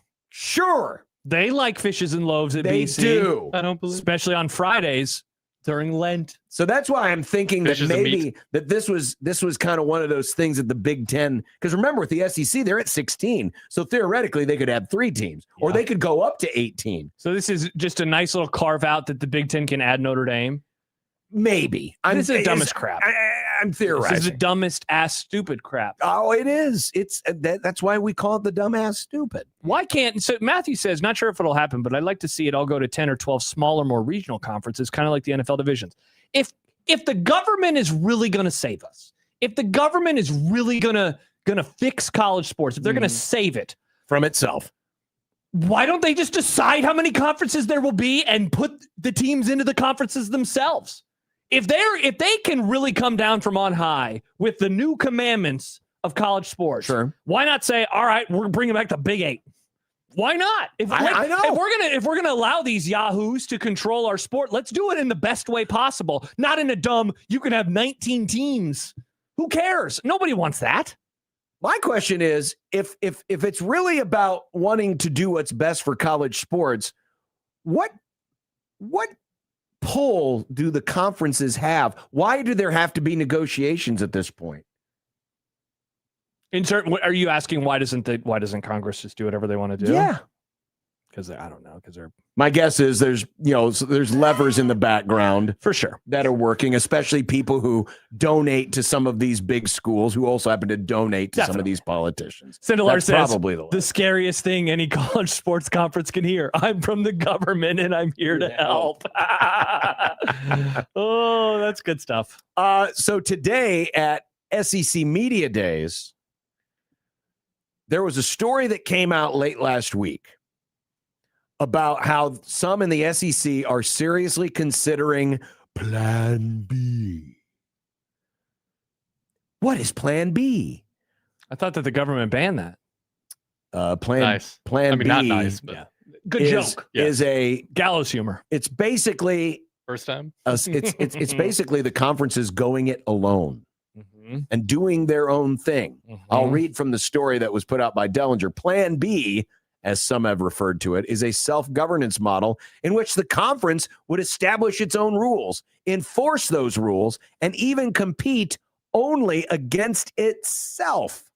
In other words, the SEC doing what everyone was afraid of a few years ago, and that is, oh my God, they're just going to go it alone and have their own playoff all by themselves. I hope they do it. Do it. Idiots. League officials believe the strategy, as it applies to a smaller subset of programs, may avoid many legal challenges that have crippled the NCAA's amateurism rules. See, that's another interesting thing. Why is it if the NCAA, which is a conglomeration of all of these different conferences, if they keep getting sued for trying to enforce rules, why wouldn't the SEC or the Big Ten also be sued for similar offenses just because they're smaller in number? I have no idea. Because they would, I don't know, they probably have some edict from on high. We are not amateurism, but also they're not full-time employees. Yes, I don't know. Schrodinger's conference. By the way, so Greg Sankey was asked about Plan B today. What did he say? This is Brett McMurphy's tweets. Greg Sankey asked about if it's real. It's an abomination. About the SEC breaking away or just a negotiating ploy. Quote, they're real. And they're spectacular. Nice. The frustrations for some that bring them to the point of saying we should look at something significantly different. Did you then see all of the references to the book about the Premier League? Did you see that? How there's this famous book that Greg Sankey read a handful of years ago. I've read this book too. It's called The Club. And it tells how the Premier League became the Premier League. And a lot of people, myself included for the record, think that this is going to be kind of the game plan that they will use. I don't think that the SEC is just going to go at it alone. This is what I think begets the super conference that will be formed in some way, shape, or form with them and with the Big Ten, or really with just schools that fit whatever this number is. That they can go at it alone. They can create their own rules. Now, of course, a great follow-up is, what does it mean for the other sports? I have no idea. Well, that's the game plan, and so I'm not surprised that he said that. That's probably the game plan. Yeah, I would agree. For sure. Yeah, I would agree. So, Kenneth, Plan A is abstinence from conference realignment. Plan B is not. 402 texter. The South is going to start its own thing again. Interesting. We did for a while call it the Confederation of College Football. We did. I think maybe we should just bring that back. The Confederacy of College Football. Nick, why don't you, Confederacy of College Football, Nick, could you work up a little Canva with the stars and bars for whatever this future conference could look like? Sure. Thank you, Nick. We appreciate you. Yeah. I just look forward to Nick having to Google the stars and bars. I mean, I know what they are, John. I watch a Dukes of Hazzard. What are you talking about? He lived in small town Iowa. He knows what's going on. We didn't, because my dad was like, they lost. Why would we do that? Oh, so he didn't want to fly it because they lost, but he's like, no. Well, shout out. Well, they might keep it inside. They just might rise again. My dad has always thought that anywhere north of Missouri who flew that was dumb. Oh, yeah, they're huge losers. Well, sure. Yeah. I mean, people forget losers, Iowa fought for the North. Yeah, so did us. Shout out to Nebraska. There's no way Iowa fought for the Iowa. Paul, can we go fight? I was like, that's too far away. We can't go there. Where are we going to fill up? There ain't no Casey's south of the Mason-Dixon line. Mustache Adam. Nick doesn't know about the stars and bars, but my Patriot supply, Nick certainly does. The War of Northern Aggression messed up your life. Well, I mean, if there was ever a time where the SEC could claim there's a war of Northern aggression, I mean, the Big Ten has been doing some rather nasty things. Just saying. Well, that's the start of SEC Media Days. Awesome. Heck, we haven't even gotten to the other stuff about the 9-game schedules and this conference is better than that conference and this league's tougher than we haven't even gotten any of that stuff. Have no fear. Oh, I'm sure it's coming. Have no fear. But Mitch Sherman has to. He's also coming. Nice. Next on 1620 The Zone.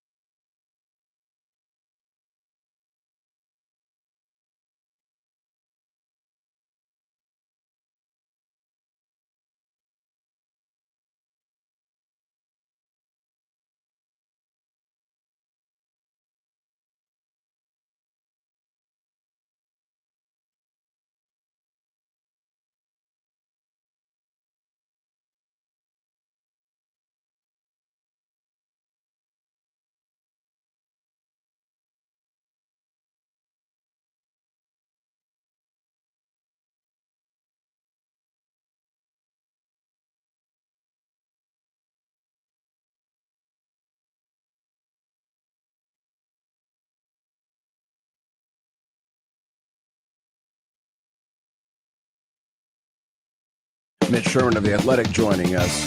Hello, guys. The intent that he had in putting this staff together will overrule all of that, no pun intended. Yeah, you've got to get bigger and bolder every time, right? Call Mitch. Call Mitch. Call Mitch. Call Mitch.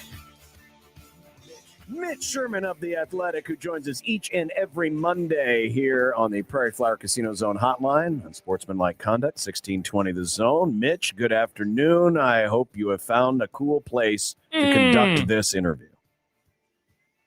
I absolutely have. I've been out in the heat, not actually outside, but outside of my home for most of today, and I'm now in the coolness of my basement. So this is I'm underground. What were you doing outside all day?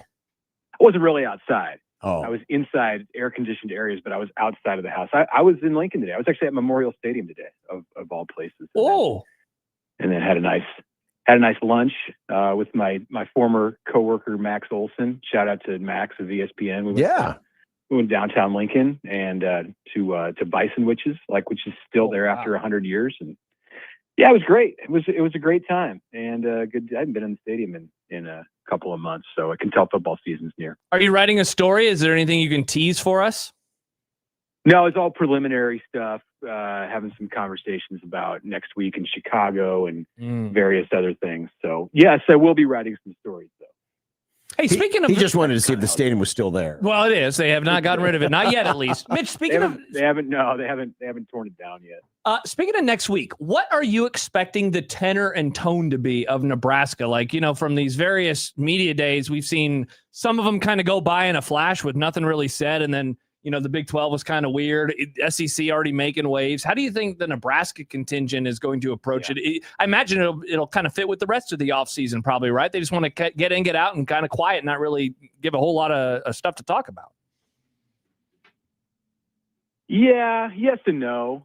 I mean, it's here. Football season, it's July 30th when Nebraska talks. So it's like 5 days before camp starts. And we're going to hear from, more Nebraska players after we get back from, for all the people who aren't at media days and want a chance to ask questions, there'll be another opportunity before camp gets going on August 5th.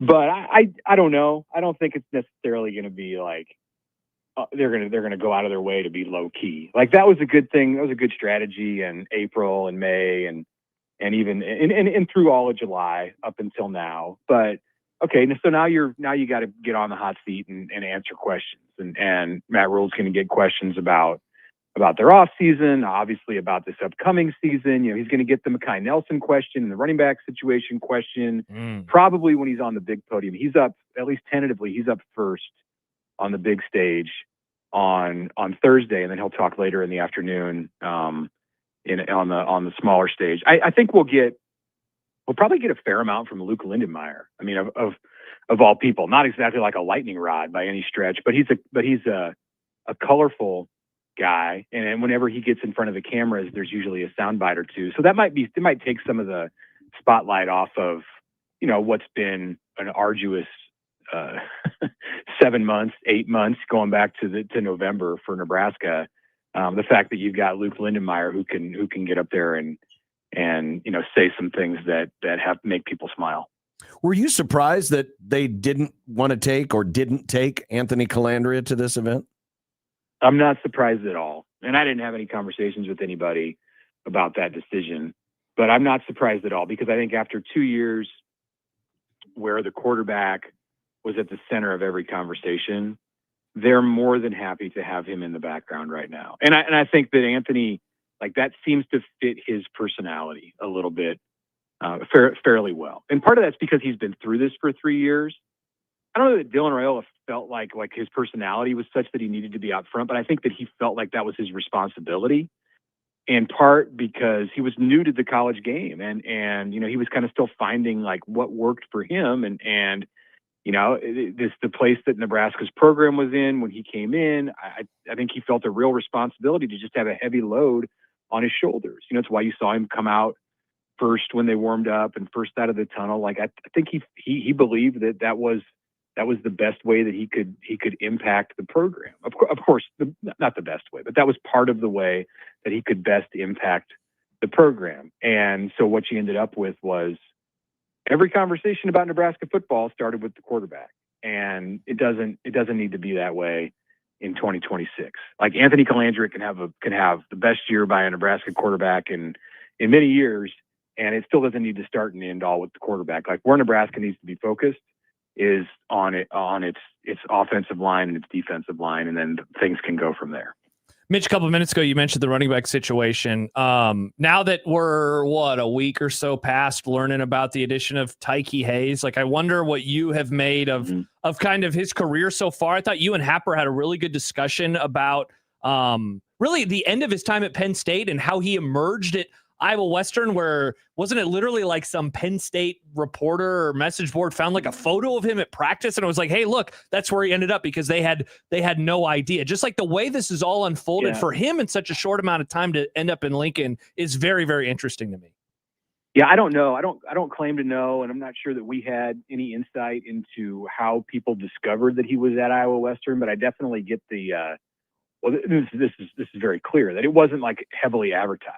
There was no announcement that he was going to move on to Iowa Western. It was he went in the portal and didn't find anything, and it seemed that he was just kind of laying out for a year. And he's at Iowa Western. Well, that kind of makes sense. I mean, they're one of the premier junior college programs in the country, and happen to be in Nebraska's backyard. And there's a Nebraska connection to Iowa Western now. Finally, after all these years of not having that, so it just like organically came to be. And I do think that the Mekhi Nelson situation, the uncertainty surrounding Mekhi Nelson when he was involved in an incident a few weeks ago, like that was an instigating factor in getting Nebraska to look. And I don't know what's going to come of that situation, but I expect that Mekhi Nelson is going to be around and a part of the program. So they now have another running back, and that's probably only a good thing for Nebraska. But I would caution, I think as these stories unfold and we don't have a tremendous amount of information, like Tyke Hayes hasn't come out and done an interview. Matt Rule hasn't come out and done an interview about Tyke Hayes. And in the vacuum of like real hard facts, other than the fact that he is coming to Nebraska, there tends to be a lot of speculation. And it's easy to get like overexcited here and say, hey, if this happens and this happens, he can start or he can contend for the starting spot. Like I would caution to be wary of that at this point. Let's see, like one, what kind of shape he's in when he shows up at Nebraska. Two, how quick he is to be able to grasp the offense. Three, just like, I mean, I would think he comes in on day one and like, he's got to climb his way all the way up the ladder. Could it happen that he can get there? Sure, it could. I mean, the guy was a 4-star running back, one of the best high school players in the state of Pennsylvania a couple of years ago. But, to anoint him now is way, way premature. Like he's got a whole month of August to go through, and then we'll see like where it's at and if he's going to get an opportunity to be on the field in critical moments this year. Is it too early to even speculate on, I guess speculate might not be the right word, but even to throw out the possibility of what should we expect? I mean, what would be a reasonable expectation for Hayes in year one? Or is it just too early in the process because we don't know about the Nelson situation, among other things?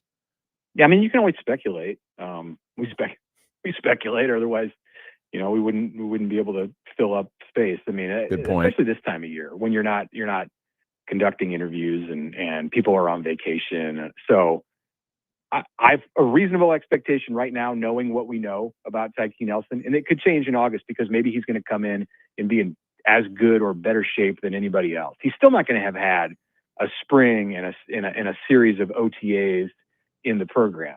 Running back's a position where they could find a way to put him in if he just demands through his ability and shape that he needs to be on the field. I don't know if that's reasonable to expect. Right now, my reasonable expectation is that he's a backup this year, and you don't see a lot of him in key moments. Now, if Nebraska has a bunch of injuries, or if he's way above, or even just somewhat above where I believe he's going to be, then that conversation changes. Like it's July 20th. We might be having a totally different conversation on August 20th. And this whole thing might sound extremely silly on September 20th if he's out there, carrying the ball 15 times against Indiana. That's October 10th.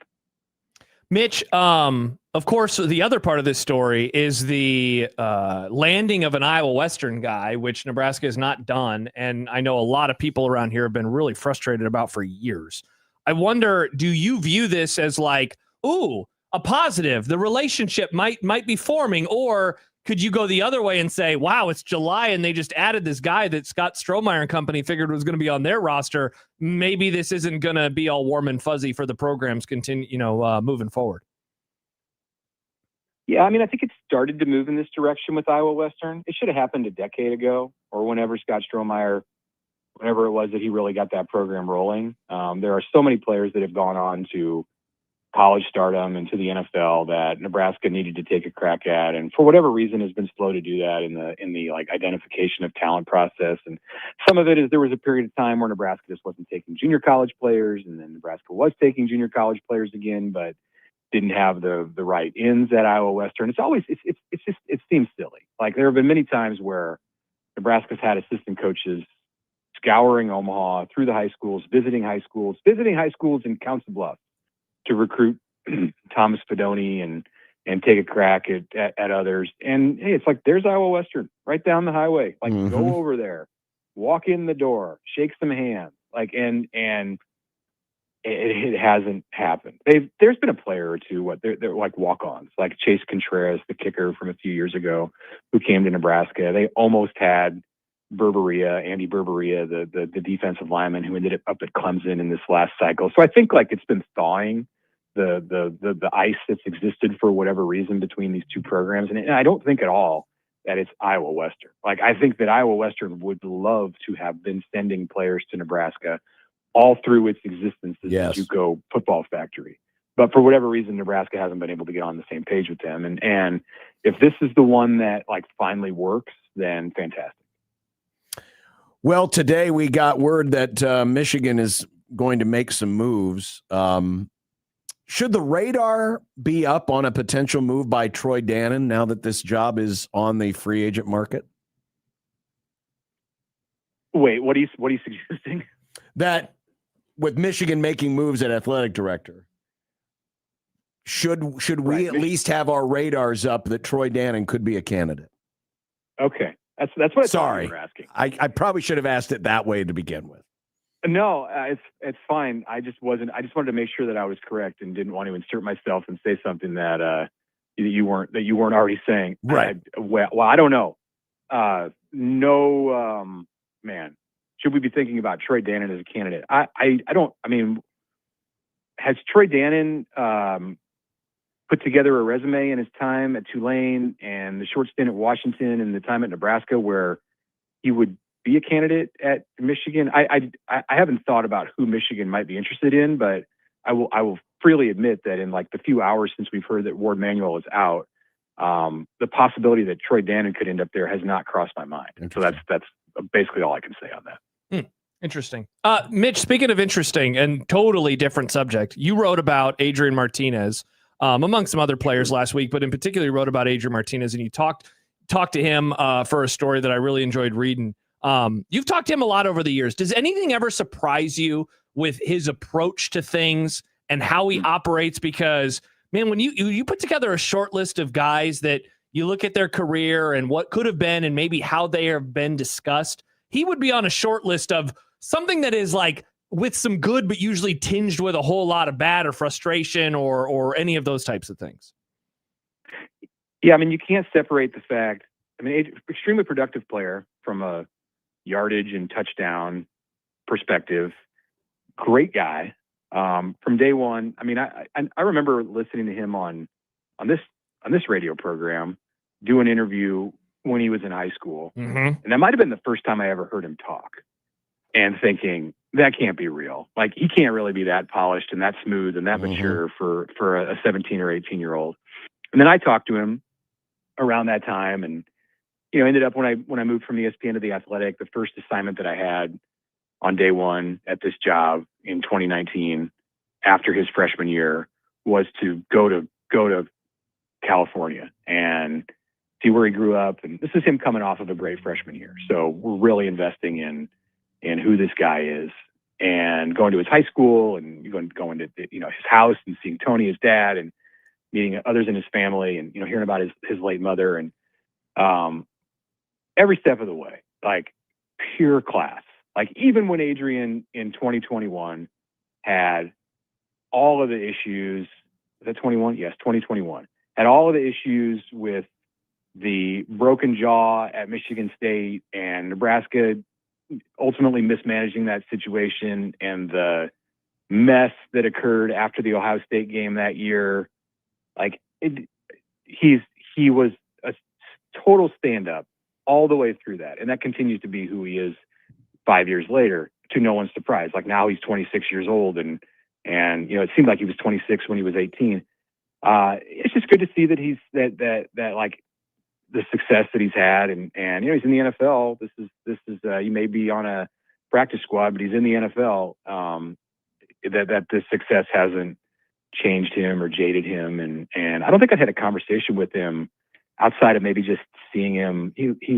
He's living out here and not far from where I am, and got married last year, and I think I've seen him around once or twice, but to actually sit down and talk to him, it was the first time since he left Nebraska. I think I don't believe I ever talked to him when he was at Kansas State, and it was almost like we picked up where we left off. Like just a great guy to be able to have this kind of a like reporter athlete relationship with, and really enjoyed talking to him about his training here in Omaha, why he's chose to live in Omaha, and working with Cole Payton, the former West Side and North Dakota State quarterback who was drafted by the Eagles a couple months ago. They're training together this summer, and Adrian's expectations for going to training camp with the 49ers here in a couple weeks.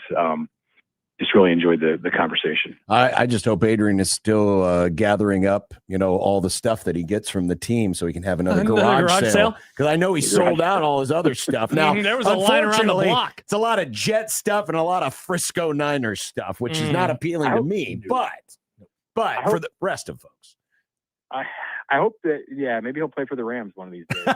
He could. You never know.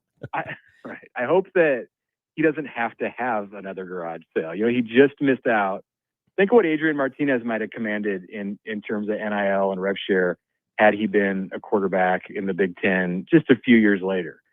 So it's good to see that he's getting a little piece of that pie as an NFL player. And he was on the active roster with the Niners for about 6 weeks last year when Brock Purdy was hurt. So that's good. And I think just because of that, he probably won't need to have another garage sale. Probably not. But, you got to clean out the closet sometime. You just can't hold on to all that stuff. I had a buddy who went through his recently, and he was like, I have a lot of hats. I should probably get rid of some of these hats. Why do I have so many hats? So I could have a garage sale with like a lot of Royals memorabilia that I have packed away in my storage room. And I actually have a lot of Nebraska stuff too, programs, game programs, and different memorabilia from the 90s.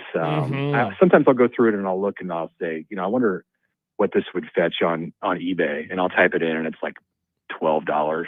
So it just goes back in the storage bin that it's in. Understandable. Mitch Sherman of The Athletic. Mitch, stay cool. Don't worry, relief is on the way. Can't wait for the rain. Thanks, guys. Amen. Thank you, Mitch. Mitch Sherman joining us from The Athletic, as he does each and every Monday here on 1620 The Zone. Coming up next, we have, we may double dip. Because I did want to also get, before Michael comes on, Michael Severe Monday, more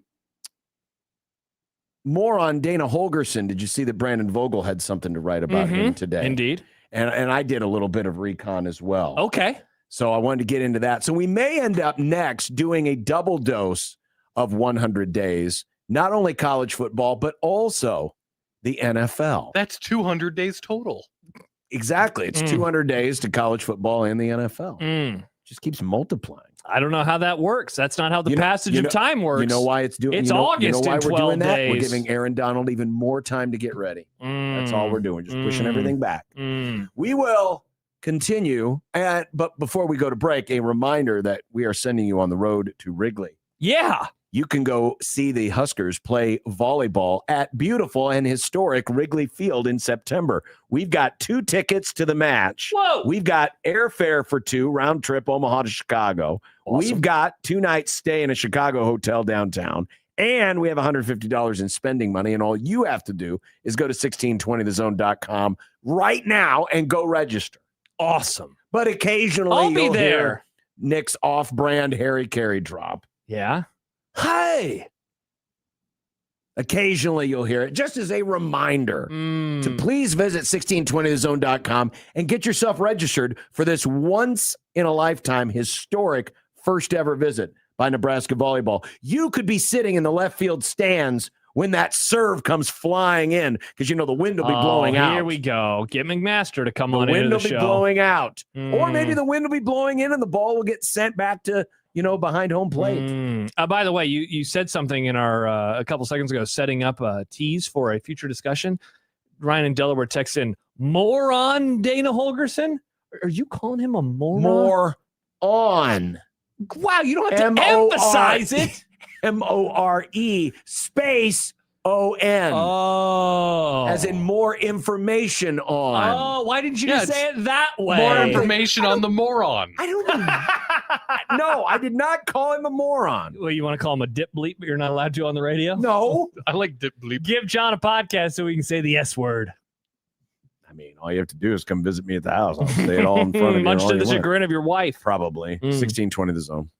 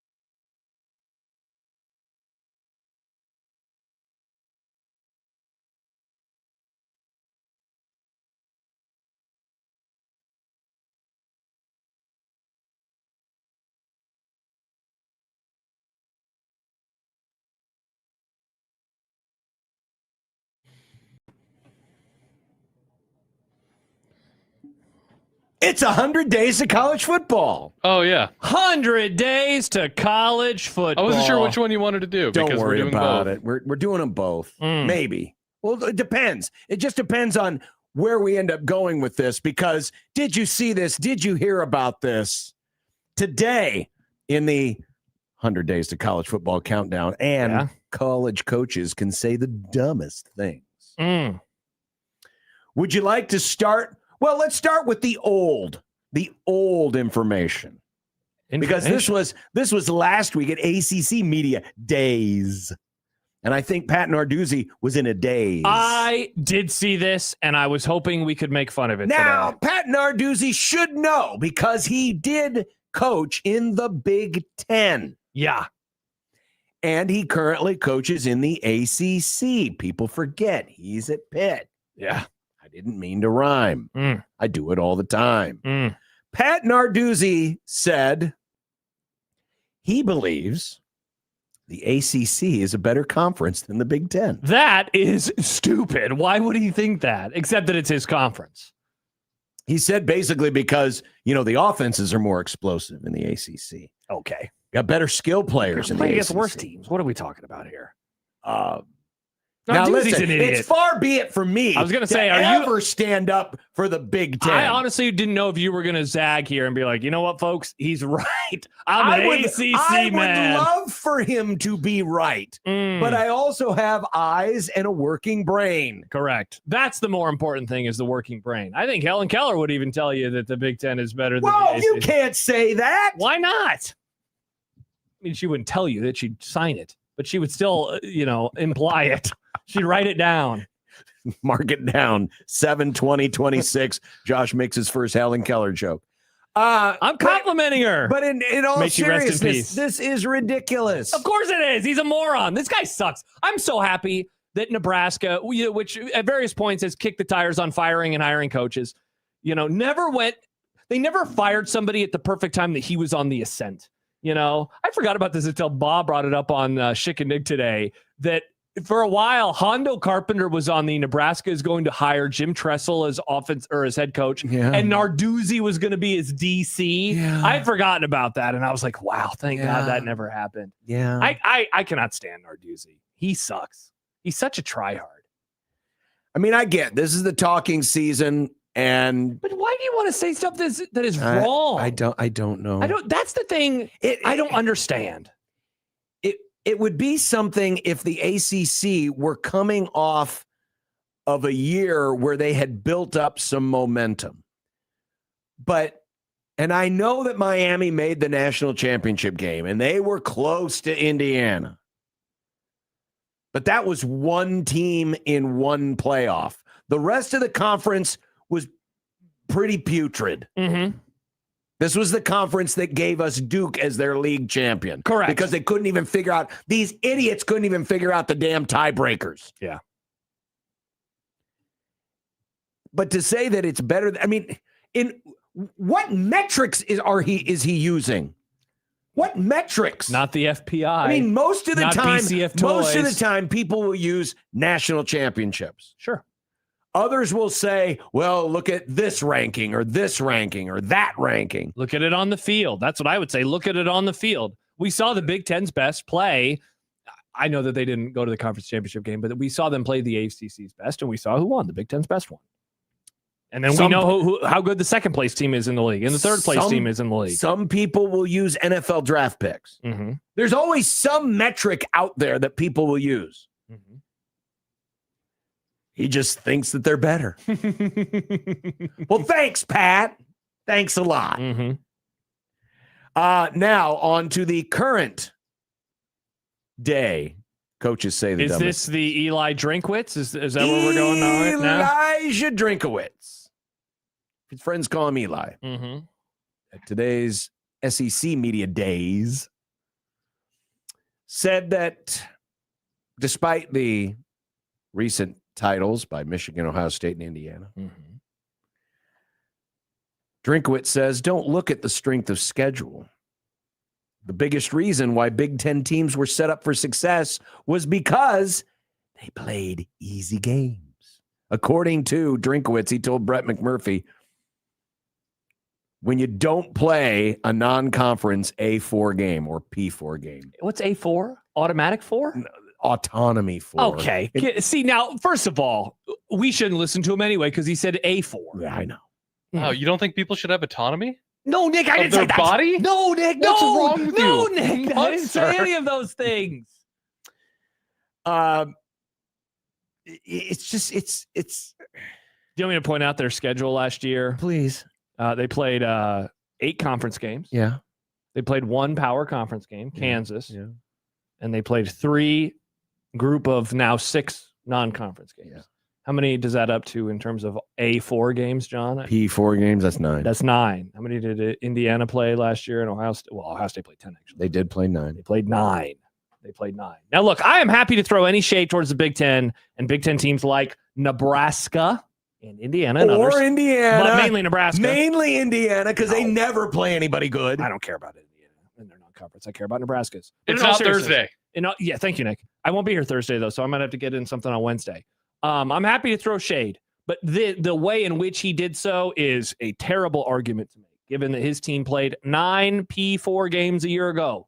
They played 9 P4 games a year ago. Also, and they said this on the morning show today, it is so wild how the SEC used to say, and I thought that this was true, we are prepared for the playoff or the BCS championship because our schedule is so tough. Mm-hmm. And now the argument is, our schedule's too tough. It makes us tired, and now we can't play very well at the end of the season. Make up your mind. What happened to the old SEC, the big and tough SEC? What happened to them? They used to be good. Also, why is Eli Drinkwitz saying this stuff? Like, you're not – give me Kirby Smart on this. You know, at least he's won some stuff. At least he's done some stuff. I hope next week that it goes by and Nebraska talks and their players speak and Matt Rhule speaks and nothing comes out of it. Because I'm just worried more dumb stuff is going to happen. College coaches can't help themselves. You know what? I guess that's nice, though, because we talked about it. Sure. I'd rather this than the alternative. Oh, sure. You know? I agree. But good Lord. Come on, Eli. I agree. What are you doing? Well, I said we were going to get a 2-for-1, so let's get a 2-for-1. Okay. NFL. 100 days to the NFL. Today, I thought I would just do win predictions or division projections. Okay. According to ESPN's FPI. Okay. Granted, an inferior power ranking. Then why are we doing it? Because it was there and I wanted it's content? To do it. Okay. Because it's 100 days to the NFL. I do love football. The team with the best odds of winning their division. Yeah. The Buffalo Bills. ESPN, 68% chance. Oh, nice. Nick, any thoughts on the Bills being number 1? They'll choke in the playoffs. Interesting that they were the team that didn't win the AFC East. It was the Patriots who are at 31%. That means the math says there's only a couple of percent left for the Jets and the Dolphins. I mean, it's also not surprising. It's the Patriots, who I still firmly believe stumbled their way into the Super Bowl last season. The Jets and the Dolphins, 2 very bad teams. They didn't have to play them in the playoffs, though. The next team with the best chance of winning their division is in the AFC North. This kind of surprised me a little bit. Baltimore at 54%. Yeah, I mean, that's a weird division because there's a lot of changes, famously. The only returning coach is Zach Taylor. There's a lot up in the air. You know, you're out on Cleveland. I'm out on Pittsburgh. And so it's like, yeah, I mean, I probably would be more confident in the Ravens than the Bengals winning the division. They're also really banged up last year. Bengals at 33%. Okay. The next best odds. Yeah. Are we going to the NFC? Now we slip below 50%. The Rams in the West, 46%.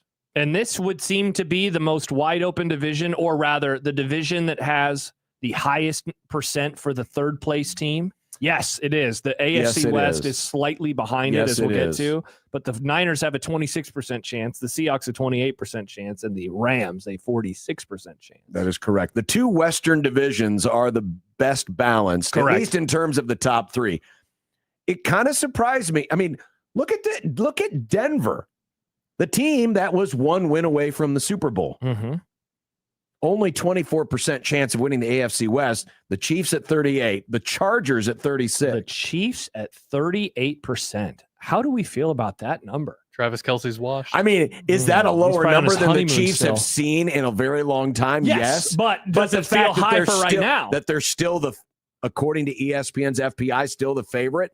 I think that's. Who would you make the AFC West favorite right now? I would stick with. I would You'd go actually. chalk? I would actually. You know what I would do? You'd I flip would the Chiefs and the literally Broncos? flip the Denver with Kansas City. I'd make Denver 38. I'd keep the Chargers at 36, and I'd make the Chiefs 24. I'm slightly leaning Chargers, but certainly I'd be fine with making. an But argument for I'm Denver. also one that doesn't believe Patrick Mahomes will be available from day one. Yeah, I can't wait when we talk to Mitch in Chargers, go! a couple weeks and he says, "John, you're an idiot." Well, he might say that anyway. Probably. Another division with some decent balance is the NFC North. Yes. The Lions at 38, the Packers at 33, and the Bears, the defending champs, are 19. Uh-huh. And Minnesota is still in double. It's only 10%. Only 10%, but That's going to be a fun division. Still at 10%. NFC North division.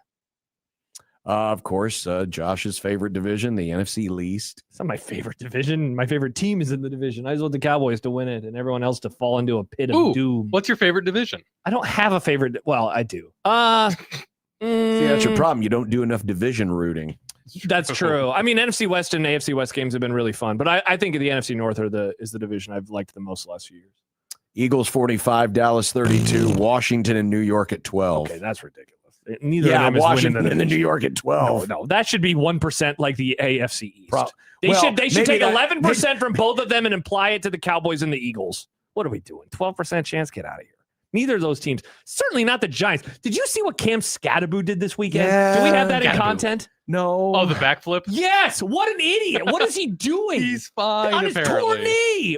God, that guy. I thought he was going to, just ram his head into a brick wall, but he decided, why don't I just tear my knee up again like a moron? Real quick, the other division favorites, NFC or AFC South, Houston Your at 40%, Texans. Jacksonville at 35, Indianapolis at 20. Too high for the In the Colts. NFC South. Yeah. Bucks at 41, Falcons 27. Wow, and the Saints ahead of the Panthers. Wow. 19, and the Carolina Hey. Panthers, the defending champs, at 12. Nick, your previous question, what's my favorite division? I can tell you this, my least favorite division, NFC South. That's by fair. a mile. It's disgusting. I'd much rather watch the AFC South. No, thank you to the NFC South. Actually, ban it. You can take both of the South divisions and launch them into the sun. I don't know. I think the AFC South will be interesting. I don't think. Oh, the it NFC might be. Yeah, NFC South yeah. will not be interesting to me. No offense to any of our NFC South fans out there. Oh, you mean like the one who's joining us in 20 minutes? Yes, that very one. Something like that. Shout out to the Saints. All right, when we come back, Dana Holgerson, Holgo. yards per point and points per drive. There was an interesting case made today that Holgo the Oko has not lost his fastball. Wait, so Holgo the no-go is now the go? We'll find out what this person thinks and have more as I did a little numbers crunching myself on 1620 The Zone.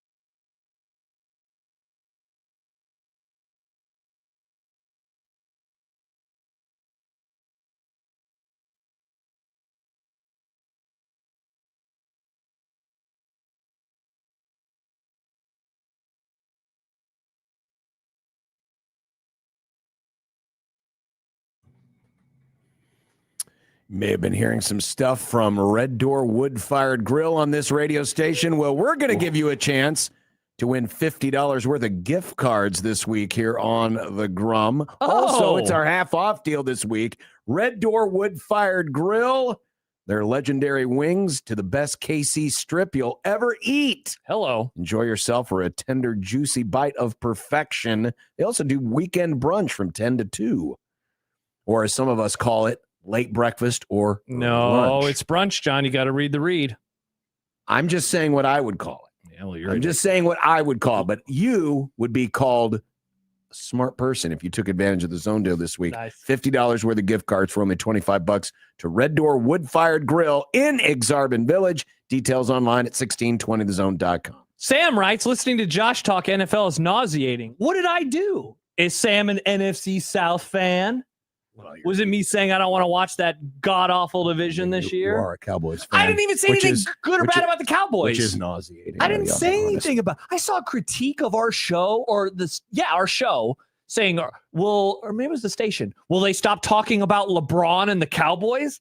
What station is this? Can we do that? To be fair, can we give we them don't talk about those Can things. we give them the LeVar Ball treatment? I would all the way. We don't talk about those things. No more LeBron. No more Dallas Cowboys. No more LeVar Ball. We have had a stretch in content where we've brought up LeBron James. That's a 2-minute. Stay tuned for today's content. It's a 2-minute thing. It's 2 minutes. Hey. It's 8 patinos. 2 minutes is a long time for Also, some people, Josh. I love talking NFL. Thank you for listening, Sam. We appreciate you.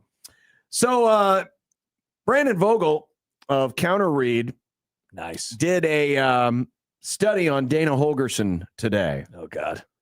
Is he as bad as we think he is? No, he's actually making the case that there might be some life in the old guy yet. Because some people have He might accused be him a of young spry losing boy. his fastball. I would certainly say that. I believe you have said that on numerous occasions.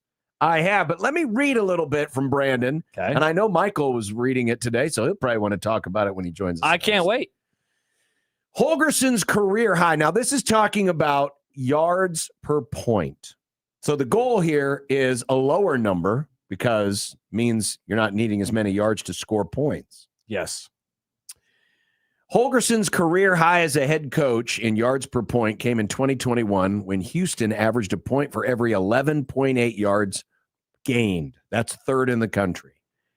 In the Big Ten era, Nebraska has only reached that level one time, and that was 2014 when they also averaged 11.8 yards per point. If you would have said, Josh, guess when Nebraska had their best yards per point in the Big Ten era, that would not have been my guess. I would have guessed 2012. But it was. Yeah.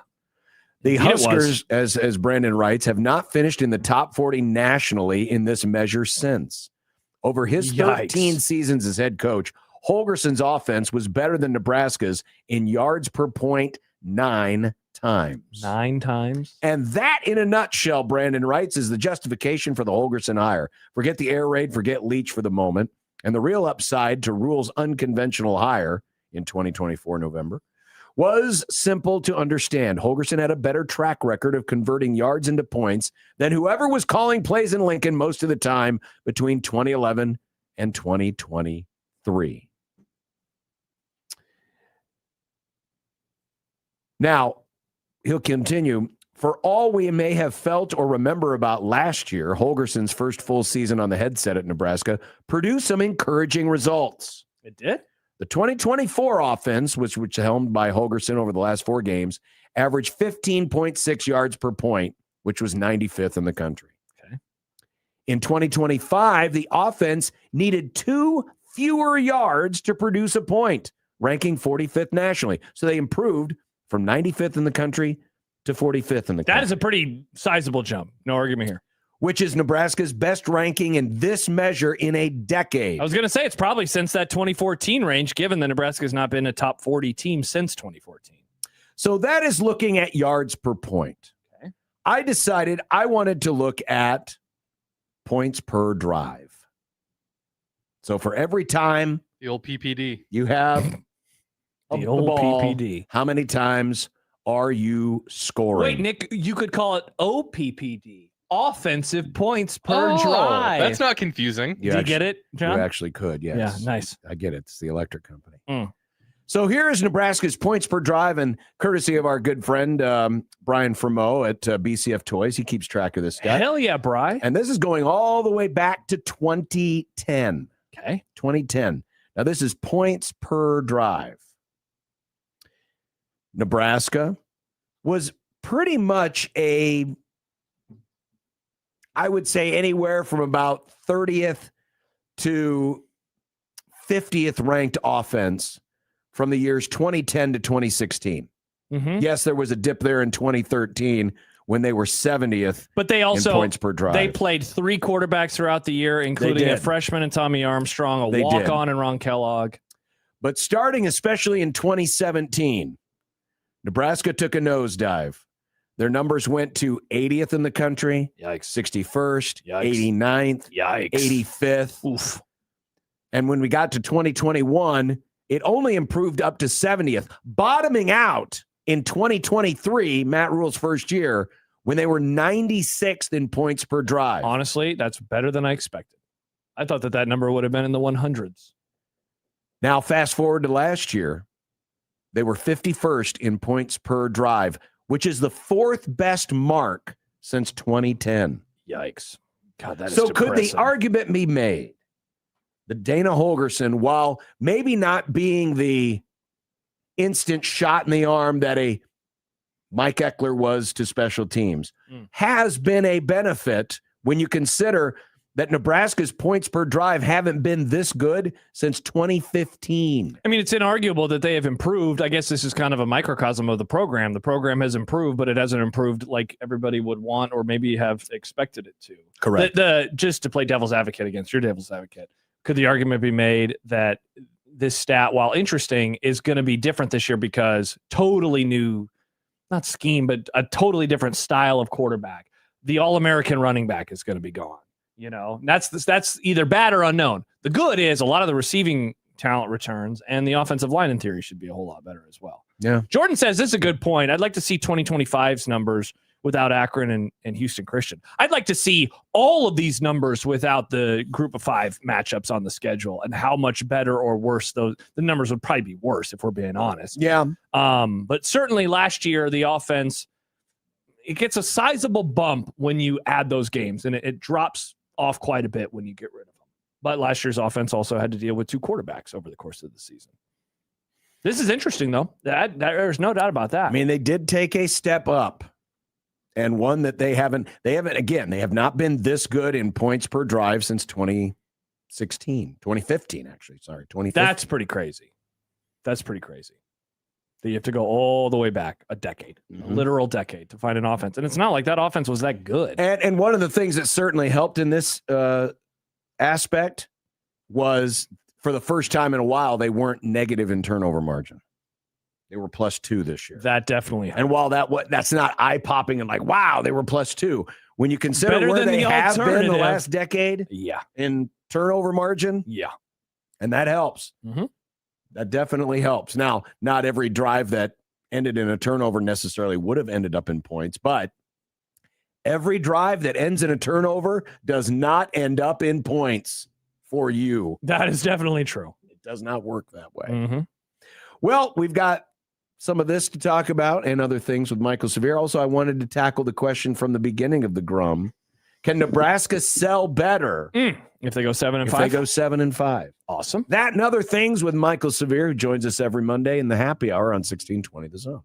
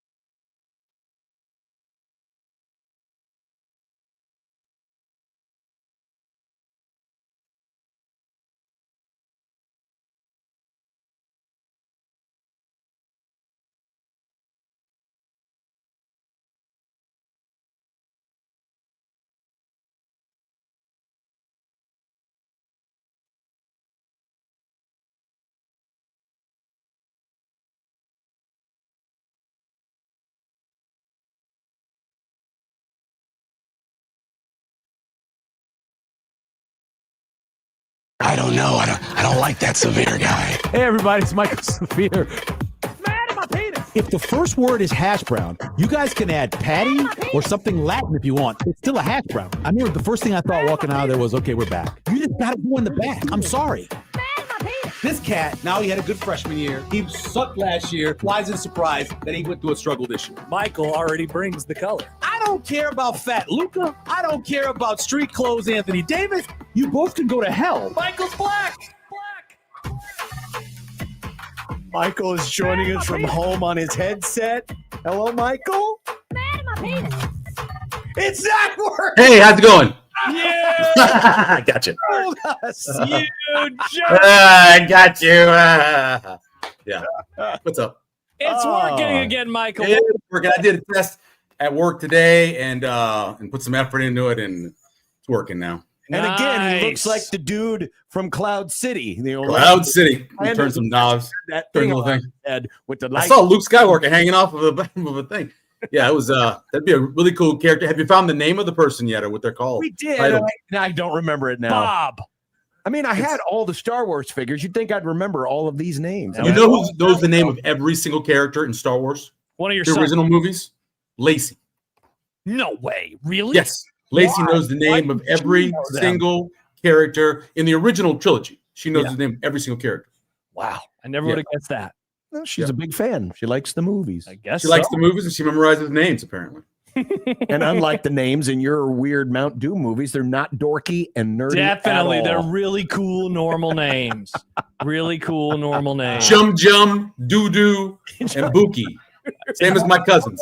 What movies are these? What are we doing here? Same as my cousin's nicknames. Well, you survived. You're still Lobot. with us. I was worried about you today. It's 116 when I got in the car, and then it went down to 114, and I was relieved. On a day like today, Michael, I mean, how far do you go in the idea of moving to Alaska? Do you log on to Zillow and see what the property is going for up there? Like, at what point do you say, all right, it's time to take the plunge? You have no idea. Do you know what Redfin is, correct? Mm-mm. No. Is that a So fish? Redfin is one of those home buying sites where you go and get the value and they send you this homes for sale and all this stuff, like Zillow, but for cooler people. I got a couple places that I've looked at in Alaska a few times. Yeah. Not saying I haven't looked at it and examined it and thought, man, it'd be great to live in Alaska right now. Be awesome. Certainly would. So we were just talking before you came on. Brandon Vogel did the write up in the counter read today about the points per drive and how Dana Holgerson's numbers much better than Nebraska's had in recent years. And then I went ahead and did points per drive, and Nebraska's numbers in points per drive were the best last year of any offense going back to 2015, and certainly a massive step up from the better part of the last decade, where a lot of those teams were averaging, in the 80s. The 2023 offense bottomed out around 100th in the country. Did you take out all the garbage drives or drives into halves or into games? I did not. I can't say I did, but I went to BCF Toys and I used his number. Okay, that's what I use too. So offensive points per drive. That's what you're talking about. Yep. Right? Yeah. Nebraska last year was 52nd. Yeah, let's put this back up here again so Michael can share. But yeah, all these numbers that I had, these are all from BCF Toys. Yeah, they were 52nd last year, correct? 51st. 51st is what John. Okay, I had 52nd in this when I went 2.42. Yes. Okay, so maybe tied for it. And then over the last 4 games of last year, they were in the 70s at 2.04. Yeah. Okay. And then even when he was at Houston, he had that 2022 year, right, where he was 16th. Well, so John didn't do that. John just did Nebraska. I'm just showing who he is. Nebraska hasn't been really good offensively since 2014. We all know that. That's not a secret. The question is, can the guy show me he did it someplace else? Mm-hmm. And one of the great things about math, and I had a outstanding geometry teacher, Mrs. Wilson. I sucked at it. I still don't like doing it. I remember my kid during COVID was going through honors geometry. It was one of the toughest things. People struggled through COVID, not like we did with honors geometry. But Let me say this. There's always a stat to prove your point. Mm-hmm. You can always find a stat. And Brandon went out and got the one stat, the true stat, that makes it look encouraging. Whereas you can look at a number of other stats throughout his career since he became a head coach that tell you it's not going to get better. But I see what you're doing. Yeah. Based off of Nebraska stuff, right? Yeah, this is just strictly on Nebraska. Yeah. Where have you come down on Holgorsen and whether or not he's quote unquote lost his fastball? Or maybe all I can base it off of is his history. Yeah. And like I said, he was no longer going at the pace he was going at that they ran when he was at Oklahoma State or he was at Texas Tech or he was with Kevin Sumlin where they wanted to go fast in Houston. He stopped doing that. Then you start looking at the numbers, and we talked about it. He went from where he was throwing the ball at a 70% clip. 1 year it was almost an 80% clip to where it dropped down. Got a little bit closer to 50-50. The years they were better were the years where they ran the ball more. Is that's what he's going to stick with here at Nebraska? Last year they were about 50-50. So my thing about him is he's got to prove it to me because everything we've seen recently hasn't done anything to get you excited about watching this offense. Nothing. Now you throw in Anthony Calandria, UNLV was either 4th or 5th in total explosive plays last year. That's incredible to think about. By the way, they were 5th from the bottom. Talk about fun games to watch. They were 5th from the bottom in giving them up, and they were 4th from the top, I believe, in getting them. So it must have been great to watch all full UNLV games. So maybe he changes it. But as of right now, there's nothing in the recent history of Dana Holgorsen that should get you excited about what the offense is going to be. All you have, as we talked about last week, in that box is hope. Yeah. So, Michael, there's a couple comments from listeners saying, thank you, Akron. Thank you, Houston Christian, in terms of the numbers last year. Right, no, so Houston Christian is not in the number. Shouldn't be in anybody's numbers. But I'm curious, when the season starts, and North Dakota aside, but I mean, we have to include that in just what we're looking for. What are you looking for in those games to teach you or to tell you anything about how that is changing and coming along that you do think you could apply to the conference schedule once that begins with the road game in East Lansing? Let me be that little spotted dog that's sitting next to the record player and continually say it over and over again as a broken record that I want to see them finish drives. I want to see them score touchdowns when they get inside the 20-yard line. I want to see them get a minimum of a field goal when they get over the 40-yard line. That's when you know that the offense is kind of clicking. Yes, they're going to play better defenses than they played last. They're going to play better defenses this year than Calandria played even the best year he played at Virginia. They're going to play better defense. We know that. Yeah. But if you can show me that you have at least some concept of scoring in the red, like Bill Callahan, right? I love listening to Bill Callahan talk about scoring in the red zone. This is a guy who had 8 different areas in the red zone, right? He had the far left, front, and back. He had the middle. He had 8 different quadrants of how they were going to, and they had plays for each one of them to score in the red zone. This was a guy who thought a lot about red zone scoring. Over the last couple of years, I don't believe that we've seen that concept prove out with this particular staff, even since Holgorsen's been here. Yeah. And so outside of the really bad teams, like the UCLA last year or that Northwestern a couple years ago, or you look at any of those games, unless they were playing somebody who was really historically bad, they struggled scoring in the red zone. And so that you got to fix that for me. Now, North Dakota, we can talk as much as we want. North Dakota is better on paper than Bowling Green. Mm-hmm. Yeah. Okay. North Dakota's got a quarterback who went to the Manning camp and won every single college award. He was the best arm, best strength, best accuracy, all that. He's going to throw the ball. He's going to do well. Ohio has 0 returning offensive starts on the line of scrimmage. Mm-hmm. Nobody that's going to be lining up against Nebraska in game 1 has started a college game at offensive line.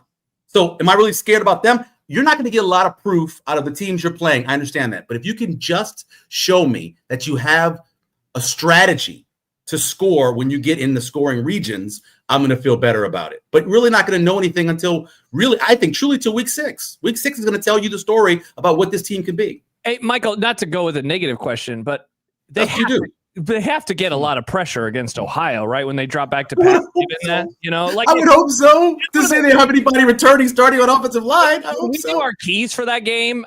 It's basically all my keys are just going to be things that I am interested in watching that will help me figure out where this team is. And that is like maybe key number one is like, they better get a bunch of sacks and a lot of pressure, because if not, it's like a problem.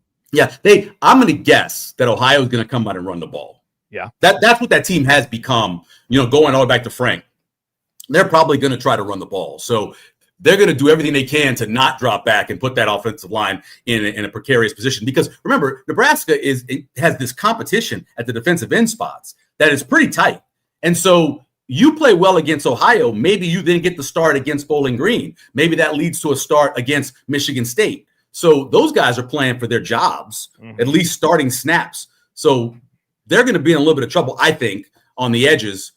And hell, Whittington's inside, and with his speed against that level of competition, he should have a really good game too. So no, I agree with you. That's going to be one of the keys.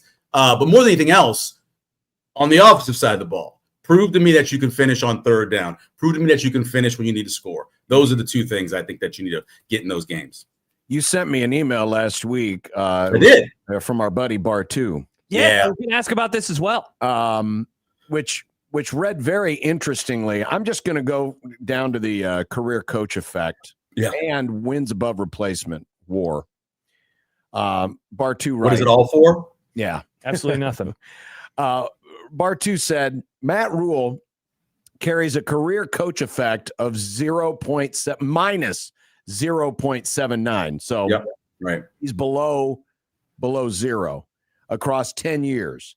That ranks him 194th out of 272 head coaches with 3 or more seasons since 2010, which is 29th percentile. He is 100th of 122 active coaches. Meanwhile, his career WAR is plus 18.2, which is 118th all time.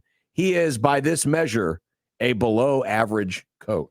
Yeah. Dave will tell you, though, and this is not making an excuse for anything that Matt Rule's done through his career, but he will tell you that if you do, like a lot of statisticians, take the worst and the best out, you're going to remove that first year at Temple, and you're going to remove the first year at Baylor when they had 0 returning players because everybody had left. And then if you just take those middle ones, the 3 or 4 other years, you'll see that he is about even when it comes to coaching effect. But no, if you look at his entire career, there's no doubt that the hire they made was very similar to that line that Trev Alberts had about Scott Frost in that 1 year, right? That there's no reasonable expectation. The reasonable expectation by looking at his entire career is to tell you that they're going to be middling, because that is kind of what he's been.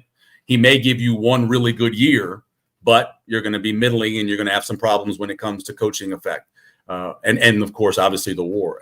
But it's funny that he added the half a game.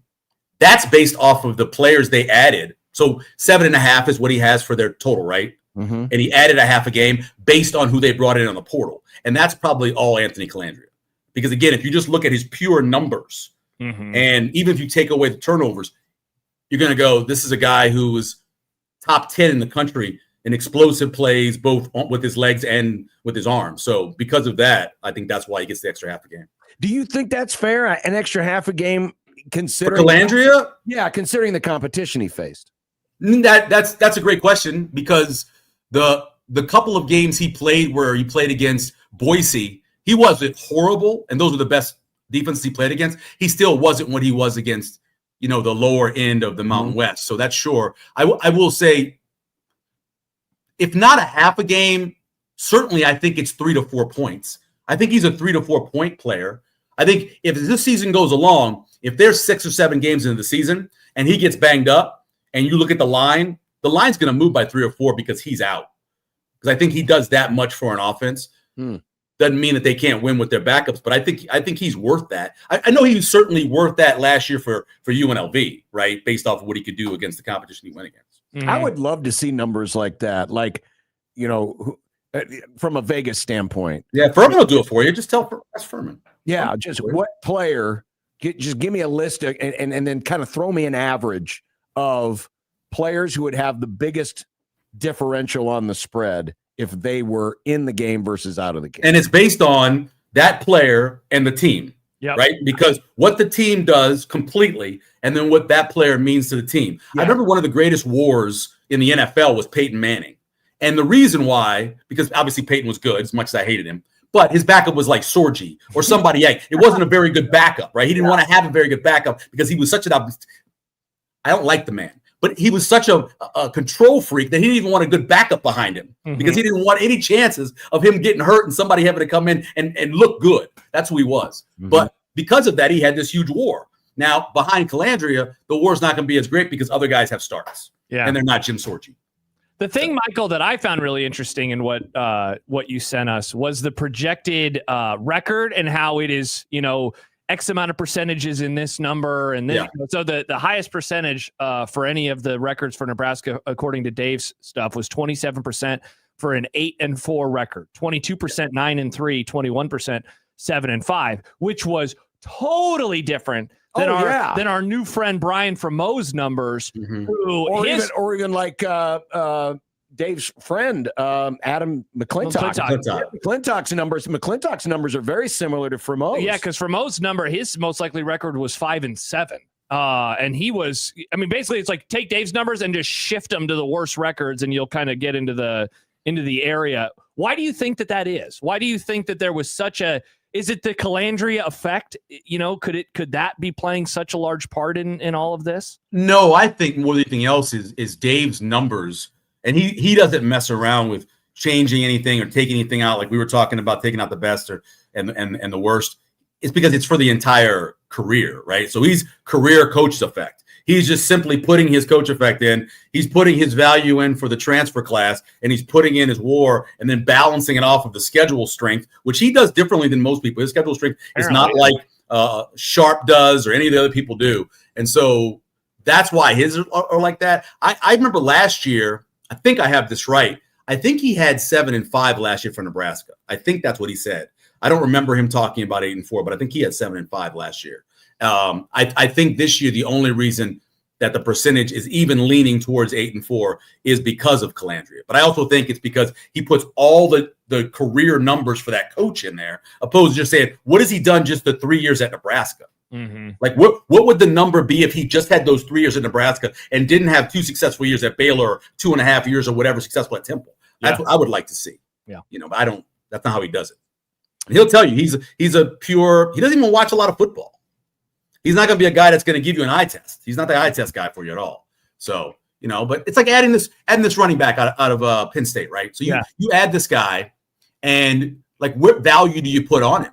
3 carries at Penn State. Do you look at what he did as a junior in high school? Do you say, well, at least he had an entire fall playing behind really good running backs at Penn State. How does that value him? What do you do with the fact that he was limited in spring at Iowa Western? He had to have a little procedure done on his knee after he was done in the spring anyway. So what is he in terms of his rehab? All of that, how do you figure that out? Those are all the variables I talked about way back in February. The reason why this team is intriguing is because they have more variables this year than they've had in many other years before, both to the good and bad. Yes. And so that's what causes upsets. Variables. When you talk to a gambler, and when they tell you they're betting money line on something, usually it's about the variables in a game that will allow them to say, I'm gonna forget the 6 or 7 points and I'm going money line on this because so many different things can happen. And I think that's what Nebraska is this year. By the way, for those of you watching in on our YouTube channel, I've posted where Adam McClintock, CFP professor on Twitter, 6-6. This was something we had from several months ago, but here's where his win probabilities. Yeah. With 6-6 being the most likely at about 25.5%. Next most likely is 5-7. And then 4-8. And then 4-8. The 8-4 record was basically hovering around 5.5%.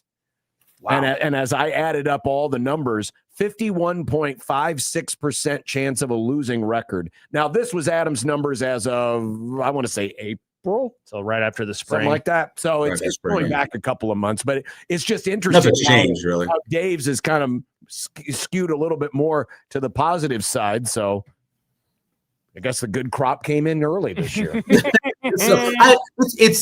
We talked about this a lot, and we talked so much about how difficult a schedule it can be. Right? That's all we can say. It can be. We know who's really good. We know that maybe Washington will be able to turn around their road woes, and maybe Illinois does replace one of the more successful quarterbacks they've had since Juice Deuce Williams. Maybe that they can do these things. Maybe Iowa will find a quarterback that you say is going to get them back to what the offense was at the end of last year. All those are, well, we'll see. Yeah. That's all you can say about them. You can do the thing like McMaster does, where you give them the 3 wins, you give them the 3 losses, then you figure out in between, right? That you can do it that way. But in general, I think it comes down to, how does Holgorsen call plays for a quarterback who does something he hasn't had in a while, and how the wide receivers play off all of that, and can the defensive front play up to what it was 2 years ago or 3 years ago? Can those things happen? There's still so many questions. And I know a lot of people want to talk about the special teams. The best teams in college football, you don't ever talk about special teams because they don't come into play as much. If you're a really good offense, you don't punt that much. If you're a really good offense, you score touchdowns more than you do field goals. And that's why we talk about it with Nebraska. Because they haven't been. Yeah. They're not one of those teams. Yeah. So you got to get to the point where you're not talking about that as much. A difference maker to the negative. Yeah. Oh yeah. It's harming you. It's hurt. You know. It's a Johnny Cash kind of thing. Hey, you mentioned Tyke Hayes. What do you? I mean, obviously Penn State. You know, this is a team that you pay attention to, and he was buried behind some really good guys. He carries the ball a few times in the bowl game. Goes to Iowa Western, now ends up at Nebraska. Highly sought after out of high school. Like, what do you think of him? Yeah. And are you someone who is like a couple of the local writers who is like really bullish on him in the first month of the season? Or are you in the let's chill out, let's wait and see? I just said he had a knee procedure done after the spring. Some people come back quicker from that. Some people don't. I don't even know what his health is right now. I know his listed weight is not true. There's no way he's 205 pounds. This guy's at least 220. Right? There's nobody with a head that fat that weighs 205. It just doesn't work that way. Your head gets that big, your rest of your body gets big too. And so he's a 220-pound guy who had his best year as a junior in high school. Then as a senior had some injury issues. Then you have the not playing at all really as a freshman until the bowl game. So he's a complete wild card. I watched his tape. That guy as a junior is not the guy now. He probably was 30 pounds different as a junior. He was playing obviously at a level in Aliquippa that it's not the level he's been playing in the Big Ten. I said this earlier. It's nice to have some depth. Do I think they needed it? No, because if you end up playing, let me say it. If you end up playing your 3rd and 4th string at any position, you're going to suck. Yeah, that's simple. If you get to that point where you're playing those guys, right? The guys who could not start. Occasionally you get an Emmett Johnson who starts a season 4th on the depth chart and climbs his way because of injuries. And then the next year he's really good, but it's a rarity. Usually if that guy's not playing, it's because he's not good enough to play. And if he ends up playing, you're probably in trouble. So maybe this is not for this year. This guy is not for this year. This guy is for the future. And who stays after this year? If Mosey doesn't play enough, does he still stay? I know his dad is here, but does he move on? What happens with Nelson? Is he back? Does he get some sort of punishment because he's been suspended before? What happens with Rule? If he has a really good year, does he decide he's going to go someplace else for more money? That's why you bring a guy in like this. He gives you insurance, however you want to say it. Insurance. Yeah, I never heard the way you said it there, Michael. That was interesting. Insurance. Or insurance. I'm an insurance. My wife just said, stop it. So we asked this question earlier today. Yeah. Will fans buy better if the record doesn't show it? So for example, if they go 7-5 this year, who they beat? Well, that's the thing. We don't. That's who they beat. It matters so much. It does matter, but I mean, I think if we're going to look at 7-5, generally we're talking about, well, Nebraska is going to win the games they're supposed to win. They're going to lose the games they're supposed to lose. John, ask me this question. How does Wisconsin feel at the end of the season about their team opposed to how they felt through 7 weeks last year? Vibes probably a little bit better because they beat a couple ranked teams late. Beat a couple teams late that were ranked when they beat them. Yep. Even though they went 4-8, they were like, well, hey, we're on the upswing, right? Let's see how we do in recruiting. Let's see how we do in the portal. Maybe we're okay. If Nebraska, who finished last year with, I said this and I've talked about it before, one of the 6 worst endings to a season that Nebraska's had since 1968, then people aren't going to feel good even if it's 8-4. If it's 8-4 and Ohio State beats you by 40 and Iowa beats you by 30, and what's the game before that? Before the Ohio State game? That's Illinois. Illinois. And Illinois beat you? Rutgers. Rutgers. Okay. Or you go to Rutgers and you lose? Oh God. Right. So and then they lose every game in November. Like how they feel in 2016. You're sitting at 7-0. You're at Wisconsin. You got the ball on the 42-yard line. Get a first down, get a field goal, and leave that place. And then you get blown up by Ohio State. Nobody's feeling great at the end of that year, even though they started 7-0. So it's all about who you win and who you beat and how you finish in terms of how people are gonna buy into the next offseason. So let's pretend they go 7-5. Okay. They have a really strong finish. That means they lost some pretty embarrassing games in September. Doesn't it? No, not necessarily. So you're saying they lose to Washington, they lose to Oregon, they lose to Ohio State, right? Mm-hmm. And then they lose to Indiana, right, at home. And they lose a game to they end the season lose to Iowa. They upset Ohio State, or they lost. What's the game you said again? The Rutgers game. You lose the Rutgers game, you beat Iowa. I think people would trade that. That's 7-5, and I think people will be like, "We beat Iowa. Now what happened to the bowl game? Sure. Where are we going to a bowl game? Let's get hyped." For sure. I don't want to go all Sean Eichhorst here. Dude, you better not, because that team wins a lot of games. They do win a lot of games. They do. And they own Nebraska. Like, they went to the Metro Credit Union and they got the paperwork and they filled it out for the property lease on Nebraska's ass. See, this is one avenue. Normally I'm, hey, let me enjoy my summer. But one thing I am looking forward to is starting to break down each of these teams. Because Iowa's a very interesting team. Prep, John. Makes sense. Iowa's a very interesting team. Yeah. Oh, they have two quarterbacks. They don't know who's even going to quarterback for them. Exactly. They don't know exactly who the quarterback's going to be. They're going to have one of their least experienced offensive lines in a while. Yet, because they're Iowa, everyone's just like, but they'll figure it out. And what else, John? Well, they're replacing one of the best special teams coaches in all of college football. That is so true. Right? That is true. There's a lot of stuff. But how are they going to be in week 12? Like, if you got them at the beginning, like they were either Michigan State. See you later. Bye-bye. If this was like the Florida-Tennessee rivalry of yesteryear and they played them in week 2 or 3, how many more wins does Nebraska have against Iowa over the last decade? But they always play them, of course, the last week of the season. Right. So they've figured whatever they are out by that point in time. And then they're, and then much better coach usually team. limping to the finish line. Yeah. And they're Bill Callahan, that's about development. That's what they are. They are about development. Yeah. And when you get to play them by that time, and I will say this too, and this is not making an excuse, but maybe this has to do with development or conditioning. Nebraska seems to have more injuries each year by the end of the year than Iowa does too. It's like Iowa comes in and everybody's healthy, right? Yeah. Even when it was a bowl game, everybody's healthy. But the team they're playing against, they're missing one of their best players. They got some guys out. It just seems like they stay healthier. And maybe it's part of the way they develop, and maybe guys don't really start playing until their third year. Right? They don't have as much wear and tear on them. I don't know. But for some reason, Iowa reminds me of what the Eagles were for a number of years, where they just didn't get guys hurt. They just stayed healthy. Dallas Cowboy hat guy. So what's the argument that you're making about Iowa then? That like it shouldn't be put on this pedestal? Well, no, but I don't want people to well, let's throw this question out. Okay. Well, who would you rather? You can pick a win over. Are you going to throw the big? There's only 3 teams. Only 3 teams above Iowa. That's it. And 3 teams. Are they above Iowa for people? I mean, maybe that's and maybe not. But I mean, the average fan would say I would take a win over Ohio State, Indiana, or the other one, Oregon. Yeah, Oregon. Thank you. At Oregon. Oh my God. Over Iowa. Matter of fact, take the win. You go 5-7, but you beat Oregon at Oregon. You might have something to talk about. I'd rather they beat Iowa.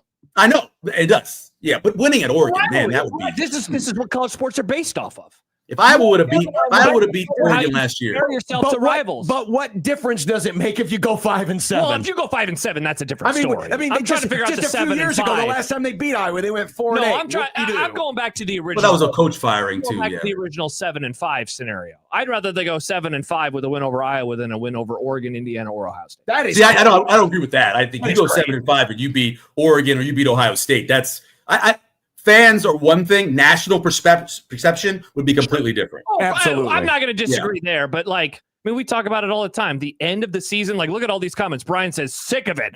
Jimmy wrote Iowa. No, I get it. It means a whole. It means that's why when you ask the question, every time you ask the question, most people always go, "Well, who did they beat?" You want to know that. You want the importance of it nowadays, especially when across the street from me, 2 houses down, you got an Iowa flag, right? during football season. I walk Banks, and there is a house that is up on this hill, and on their back deck, I remember walking him the day after the game last year and seeing that Iowa flag. And I was wondering, man, I bet people walk and drive by that and are just miserable. And that person's just disgusted. Yeah, that's it. If they go to Eugene and beat Oregon, I mean, pretty cool. I know that's that win on the road. So it's funny whenever you hear somebody talk about Iowa, how often and how long does it take before that they almost beat Oregon comes up? It's like in the third sentence. People talk about Iowa last year. They almost beat Oregon. They didn't even beat them. And people talk about it, right? They should have beaten them. I posted something on Twitter about ATS, and you look at what Nebraska does when they are a favorite and what they are as a dog and everything. The fact that they have not beaten a team yet, that they were a dog by 3.5 or more than. Think about that. You know who does that all the time? Iowa. Iowa does it all the time. Wisconsin did it twice last year, and Nebraska has not done. They failed to do it 10 times so far. That's what people look at the national level or gambles getting. They go, this team when they are against it, their backs against it, they do not come out firing. They haven't come out firing, I should say. That is true. But it's almost here, Michael. You beat Oregon. That guy says it in the chat, right? You beat Oregon, and the cutaways of Dylan's face are like forever. They're constantly the amount of memes. The amount of memes they would have. I mean, the whole I'm assuming they all moved to Eugene. No, they didn't move to Eugene. Dayton, the time. No, they live in Michigan, Detroit. Well, either way, to see the Schadenfreude, oh my goodness. People would be very excited about the memes and the cutaways that you would get out of it if Nebraska beat Oregon. The joy you would have when the very handsome and talented Ryan Day is walking off the field and some of that beard dye is starting to drip away because they just took a humiliating defeat at the hands of Matt Rule in Nebraska. That wouldn't excite you?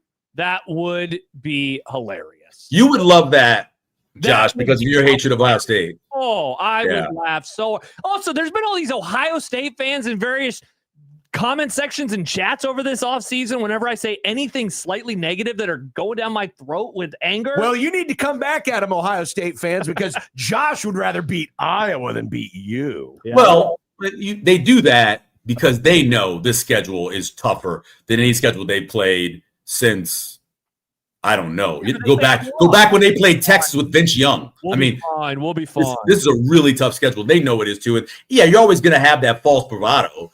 You're going to talk a lot, but they know they've got a chance to be 9-3 this year. They know it. It's going to be hilarious when it hits. It's going to be so funny. Oh, it's going to be so funny. When what hits? When the 9-3. When they go 9-3. Yeah. You think at 9-3 with that schedule, they still make the college football playoff? Probably.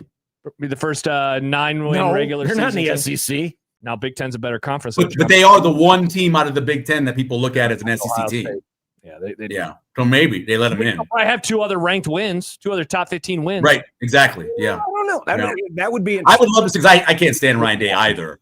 I mean, who likes that guy? I must imagine his wife doesn't like him. His kids don't like him. Grandma, none of them like him. So probably looking up at him right now. Oh, screw you. Wow. Yeah. He goes after crazy old Lou Holtz one time and everyone's turned against him. It had nothing. It's nothing to do with Lou Holtz. I remember, again, this goes back to, being in the media and everything. You're on the sideline and you're having to do a job and interview him. And you don't have to be a Richard every single time. You don't. You don't have to be the guy when they ask you the first question. You've always got to just completely counter the first question. And it's usually a softball. And he still brings the bat over and tries to hit you with it. That's who he is. He's just a jerk. I guess I don't. Watch any of the pregame shows. They put him, you know how they have the little coach walk around thing they do? It's just a nice little fun thing. Sometimes they'll have the coach throw a football at the goalpost or whatever else on game day. And every time, some smart ass answer. Every single time. Man, I guess I just. He's mean to the little short lady. He's mean to everybody. I'd rather he being mean and intense instead of throwing balls at goalposts. What are you doing? That was pretty cool, though. That was $500,000 that went to the fire recovery. What are you talking about? That was an incredible moment. Just write the damn check and don't make the coach throw the football. That was an incredible moment when he hit the goalpost. I jumped. I was in my living room. I jumped up and was celebrating. It was incredible. What are you talking about? It was pretty cool. No, my order, and it's always been this way. I can't stand Michigan. I've never liked Michigan. I'll never like Michigan. I hate the whole state of Michigan. Nice. But Ohio State's right there because of Ryan Day. I had no feelings about them when it was Urban Meyer or before that. I just didn't. But it's just Ryan Day. He's hard to like. He is hard not to hate. Oh, different. Yeah. He's hard not to hate. He's very hateable face. What do you mean? He's very handsome. All this is your problem. You're trying to tell me all this is my problem? All this is his problem. I mean, you went all crazy on me last year when I called the blackout a gimmick. He's got the blackout. I did call it because a gimmick is a bad thing. It's got a bad thing. It's not a bad thing. It is not a bad thing. Ryan, I ask everybody that. I'm in the street. I'm like, what do you think of gimmicks? Bad? Because they're bad. Yeah. I stop people all the time and ask them that question. Yeah, just beat Iowa, okay? That's the end. The end of the conversation is, in the end, everybody should think the same way. Just beat Iowa. Beat that team. 1-11, but we beat Iowa. He's always been the rivalry guy, and now we're like, yeah, he is the rivalry guy. But I'm also realistic. If you got a chance to beat an Ohio State and Oregon or Indiana, well, you don't think Indiana's that good. So one of our first arguments ever, Josh. John and I, when we were doing a show together, was over whether or not Creighton and Nebraska was a basketball rivalry. And, I was doing it just to get on his nerves. But still, he was so fired up about that. I was like, nobody cares. What the hell's some Big East team going to do for you anyway? Who cares about them? Nobody made anything. Were they even in the Mount? Were they still in the Missouri Valley? I don't know. All I was like, man, nobody cares about that. Even Doc Sadler was like, I don't care about them. I mean, come on. Well, there's a reason why his ass got fired. It was like a punt. All right, Michael. Thank you. This was awesome, guys. Michael. And his headset worked. Yay! Big fan. Fixed it. Huge fan. Bye-bye. All right. There's Bye, Michael Michael. Severe Monday. Coming up, content. What do we have today? Well, we can finally get all those World Cup tourists out of here. Wow. And the grass. I meant the stuff they play on. Let's see. I meant to get to this on Friday. We ran out of time. But one of Josh's other favorite college coaches had something to say. And why is Tom Brady mixing it up with a WWE star? It's not Thursday, John. Well, you might care. Okay. Stand by. 1620 The Zone.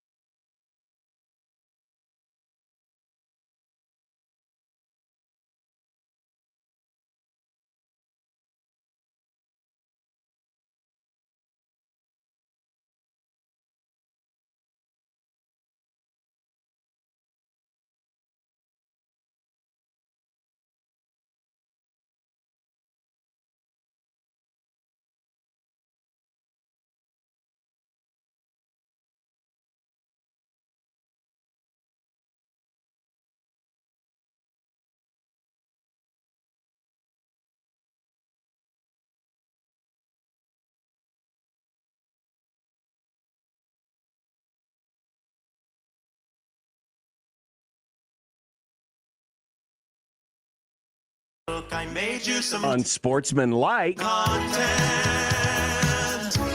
Unsportsmanlike content. Unsportsmanlike content. Content that's unsportsmanlike. It's time for content. Oh, Hello. Let's see if Nick's trip to Milwaukee clouded his brain. I had a lot of beer. It was awesome. Nice. How were you able to drink all that beer and buy 2 expensive concert t-shirts? Nick makes a lot more money than any of us realize. The College think World so. Series was very good for your boy.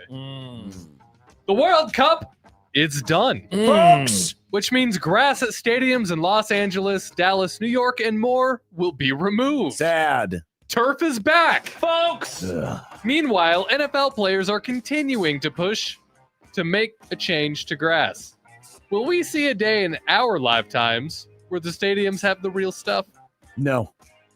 I mean, we got too many damn domes. There was a reason why they invented the plastic stuff in the first place. But they had grass in Dallas, which is a dome, and they had grass in other places. Atlanta. Easy to do that when you're only putting it down for a month or so, but when you have to do it over the course of an entire year, it's a little harder to keep up. I think at some point we will have it, and I think it will be a part of some give and take, and perhaps it is a give and take with the 18-game schedule. The players say, we will agree to this, but we want grass at every stadium. And the NFL will say, okay. That's my guess. I hope you're right. Not that I want the 18-game schedule. So much better. Oh, my gosh. Watching it on TV, how good it looked way better than the field turf. Way better. Nick, it looked way better. Did it look way better? It would. It did. It will. Better. SEC Media Days are here. What storyline will come out of the event in Tampa? Now, Nick, I know you wrote this question this morning at like 7:05, I think was the time that I saw you send that first email for John and I to proofread and then send it back to you. And so at the time, I didn't think anything. And then Eli Drakewitz decided to get into the mix. When's LSU speaking? I feel like Lane Kiffin's going to say something interesting. Of course he is. Maybe Texas and the pressure that's on Sark, and maybe he just kind of loses his mind a little bit. I feel like something is definitely going to happen beyond today and Eli Drinkwitz that we're going to be talking about. I mean, they're already going hard in the paint on adding this 9th game is going to make our conference really tough, which, I mean, if anybody's paying attention, they knew this train was coming from a long ways away. The SEC is going to be selling this hard. Hey, our 9-3 teams are better than your 10-2 teams because we had to play 9 conference games. They're kind of so hard. Yeah. I mean, you can see this happening. Oh, I see it, John. A long I don't ways need my out. binoculars. I'm not a spotter in this scenario. You just said you're not a spotter? In this scenario, Then what the Nick. hell why aren't you doing big right overreaction? I'm busy. I'm a spotter. It's called excuse making. No, it's sounds like to me. Tell me about your schedule then, John. Some of us are doing things for our radio station on game day. Interesting. Have you seen this? Have you heard about this? Josh is a big stinky liar. No. Whoa. In his Rewind column this week, Sam McEwen penned a story titled, "As football season nears, a reminder that Nebraska is now a basketball state too." Is this true? I mean, is there more interest in basketball? Yes. Is it a basketball state? Hell no! Oh, I was answering the question. I'm sorry. That's right. Big football is going to threaten to steal your lunch money if you don't come rising to their I'm defense. asking. You asked, is it a basketball state? No, the answer, of course, Are is you forgetting about Creighton University? no. It's not a basketball state. It's a football state. Is there more interest, though? Undoubtedly, there is. I mean, I asked this question to Robin a couple of weeks ago. Do you like dribbling? Nebraska's had more media availabilities during the offseason. Creighton has been doing stuff. Creighton had another one again today. They have a French guy now? They have a French guy. Oui, oui. I think a lot of this is because sports has become even more popular in this country. And even though football outranks them all in terms of viewership and et cetera, still, it's just the idea of it's the one event that it's hard to binge watch. You have to watch it when it's happening live, and people want to know what's happening with it. Yeah. Yeah, we're obviously in agreement. It's not a basketball state. There's definitely more interest, though. And I'm curious to see what that does to the rivalry. Like, Sam included the idiotic quote from, was it Doc Sadler in there about, it's like, what? I have never understood that. You know, and I'm the same way with like Husker fans in the Iowa rivalry. No, it's not right. Like, you guys are losers when you act this way. And I think Doc Sadler saying that was loser behavior. Anytime you downplay a rivalry just to basically make yourself a way out of losing the game, I think is ridiculous. There's definitely more interest, but no, it's a football state. Bill Belichick, remember him? Says the culture and attitude around North Carolina football this year compared to last year is like night and day. How much are you not buying this? I'm not buying it at all. This is classic media days, coach speak, player speak. They're working harder than they've ever worked before. The camaraderie is better than it's ever been Best before. practice we've ever had. They might win more games this year. They were admittedly a better team at the end of last season than they were at the beginning. They were still losing games and not going to a bowl game because they were trash and their player development is garbage and their GM is a huge idiot. But they'll probably be a little bit better. I'm not buying them. No, why would you buy into this team unless you just want to be a huge contrarian because you're triggered by national college football media? John? Well, I mean, the national college football media has proven to be dumb on a lot of things. But not on this. He said, quote, overall as a football team, our culture, our program, and our ability to operate as a team is much higher than it was a year ago, and our talent level is higher. Are you buying in? I mean, they're going to be like every other ACC team. They're going to be pretty mid. Except for maybe Miami. Well, boys, Nick? Reports are that the three main bidders for the next MLB rights deal and the home of the World Series are Fox, ESPN, and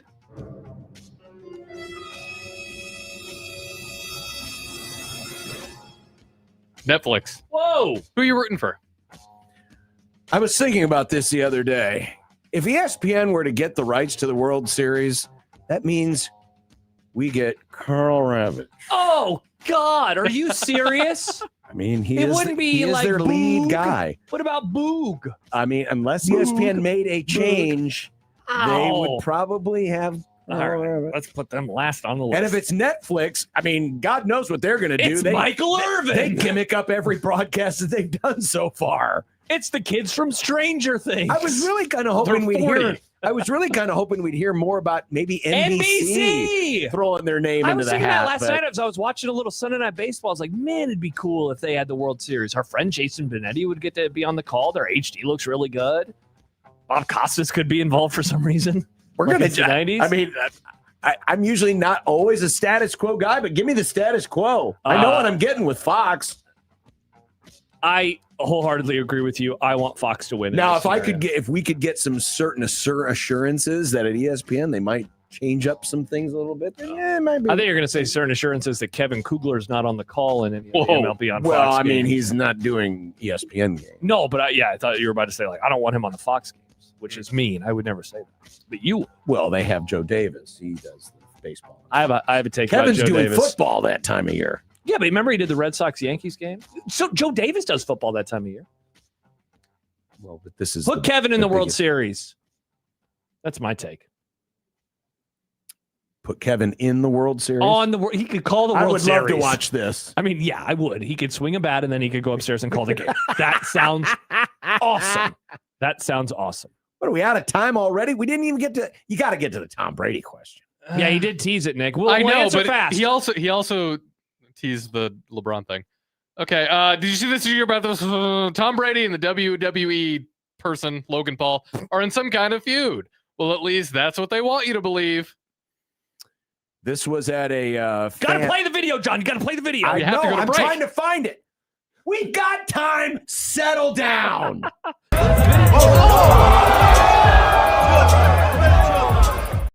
Taps him. Oh my gosh. What's And the then question did you see here? what they did at the World Cup? No. They were flipping each other off in the stands. Oh wait, I did see that video. Yeah, that it's was everywhere. fake, right? It's just this is a pretend. Apparently, but gobbledygook. why is Tom Brady getting into this I world? saw a tweet from Jimmy Traina from SI. It was like, Tom Brady makes enough money that he shouldn't have to participate in these types of dumb things. Exactly. Yikes. Tom Well, Brady. This is what we get to look forward to. All right. I guess we'll come back and we'll never have time for what's for dinner. Well, plenty of time because now we're going to break and we can come back and discuss what's for dinner. Yeah. So let's go to break. Which is why we had plenty of time to talk about Tom Brady. 16:20 the zone.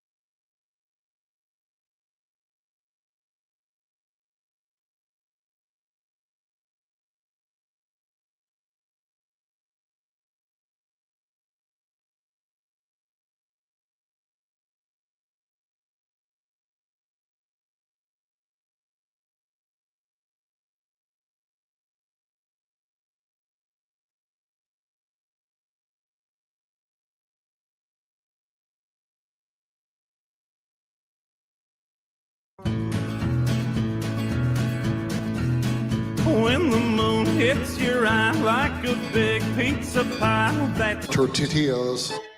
When you knock us down, we're going to get up, and on the way up, we're going to bite a kneecap off. Crust is good on your pizza, not your ass. I will eat your ass first. And I think we're going to serve McDonald's, Wendy's, and Burger King. And then it's going to take 2 more shots to knock us down. And I would think that's their favorite food. I'm ready to hang them up, gut them, skin them, chop them up. You know what? I'm ready. My daughters aren't starving to death. I'll eat the neighbors. All right, and on the way up, we're going to take your other kneecap, tortillas, and we're going to get up, and then it's going to take 3 shots to get us down. And when we do, we're going to take another hunk out of you. Cliff, what are you going to take away as your best memory from playing basketball at Boston College? Probably just like tortillas. Going out to eat. Nick, you start because you went to Milwaukee. Did you eat anything exciting in Milwaukee? You had 3 hot dogs? I did not. I had a hot dog. We didn't really get a chance to do anything too crazy just because we were only there for a couple of days. And you bought 2 expensive concert t-shirts. It was mostly, honestly, gas station food. And we got Culver's because our hotel was right next to a Culver's. And we got to Milwaukee and we had enough time to go to Culver's before we had to go downtown for our show because we stayed by the airport. And then after the I don't think we ate after the concert. Supporting Wisconsin athletics, Nick. Nick, you're a monster. Remember, kids, when you eat at Culver's, you support Wisconsin. Can athletics. I be honest? Culver's in Wisconsin, I expected it to taste like different or better. It just tasted like Culver's. It's fast food. Well, of course. The whole bit about fast food is it tastes the same everywhere you go. That's true. That's the goal. We're going out to eat tonight with my in-laws, her parents. We're going to a Mexican spot, and we've been there together twice. I've had 2 different meals. I want to have a different thing again. I'm leaning tacos. The first time we went, I did the chimichanga. Is it that one Mexican spot? Hell yeah, it is, Nick. That place is great. Apparently, with the first batch of chips, they come with 3 things. You can ask for spicy salsa. Ooh. So we're going to do the spicy salsa tonight instead of the regular salsa. The steak salad is incredible because it's more steak than salad. Yeah, I don't want salad right now. Thank you. That's fair. I think I'm going to do tacos. We had fried chicken sandwiches yesterday. Homemade? They were the kind I should have taken a picture because it would have made a great picture. I mean, the breasts! The breasts! Were huge. Hell yeah. The chicken thighs, the boneless thighs, were bigger than most people's chicken sandwiches. Yeah. It was tasty. It was very tasty. And we had plenty of leftovers, that and some macaroni salad. So, And the wife said, I'm not cooking. I cooked a lot yesterday. I'm not cooking. I said, that's fine because these sandwiches were pretty good. This meat is chicken thigh. That's what you had. Actually, I had one of the breasts. Yeah? I don't know if we have that one. Well, we do. I don't know if it... Oh, yeah, you saying the breast. Yeah. The breast. Yeah. Nice. Tomorrow is Tuesday. No brunch, sadly. But Farron. We got Farron. Baseball. And Sipple. And other topics.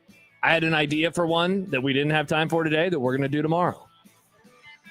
And other things, too. Alex and Lincoln says iceberg lettuce. There you go. Iceberg lettuce for dinner. There's nothing good there. About Taco Bell lettuce. Maybe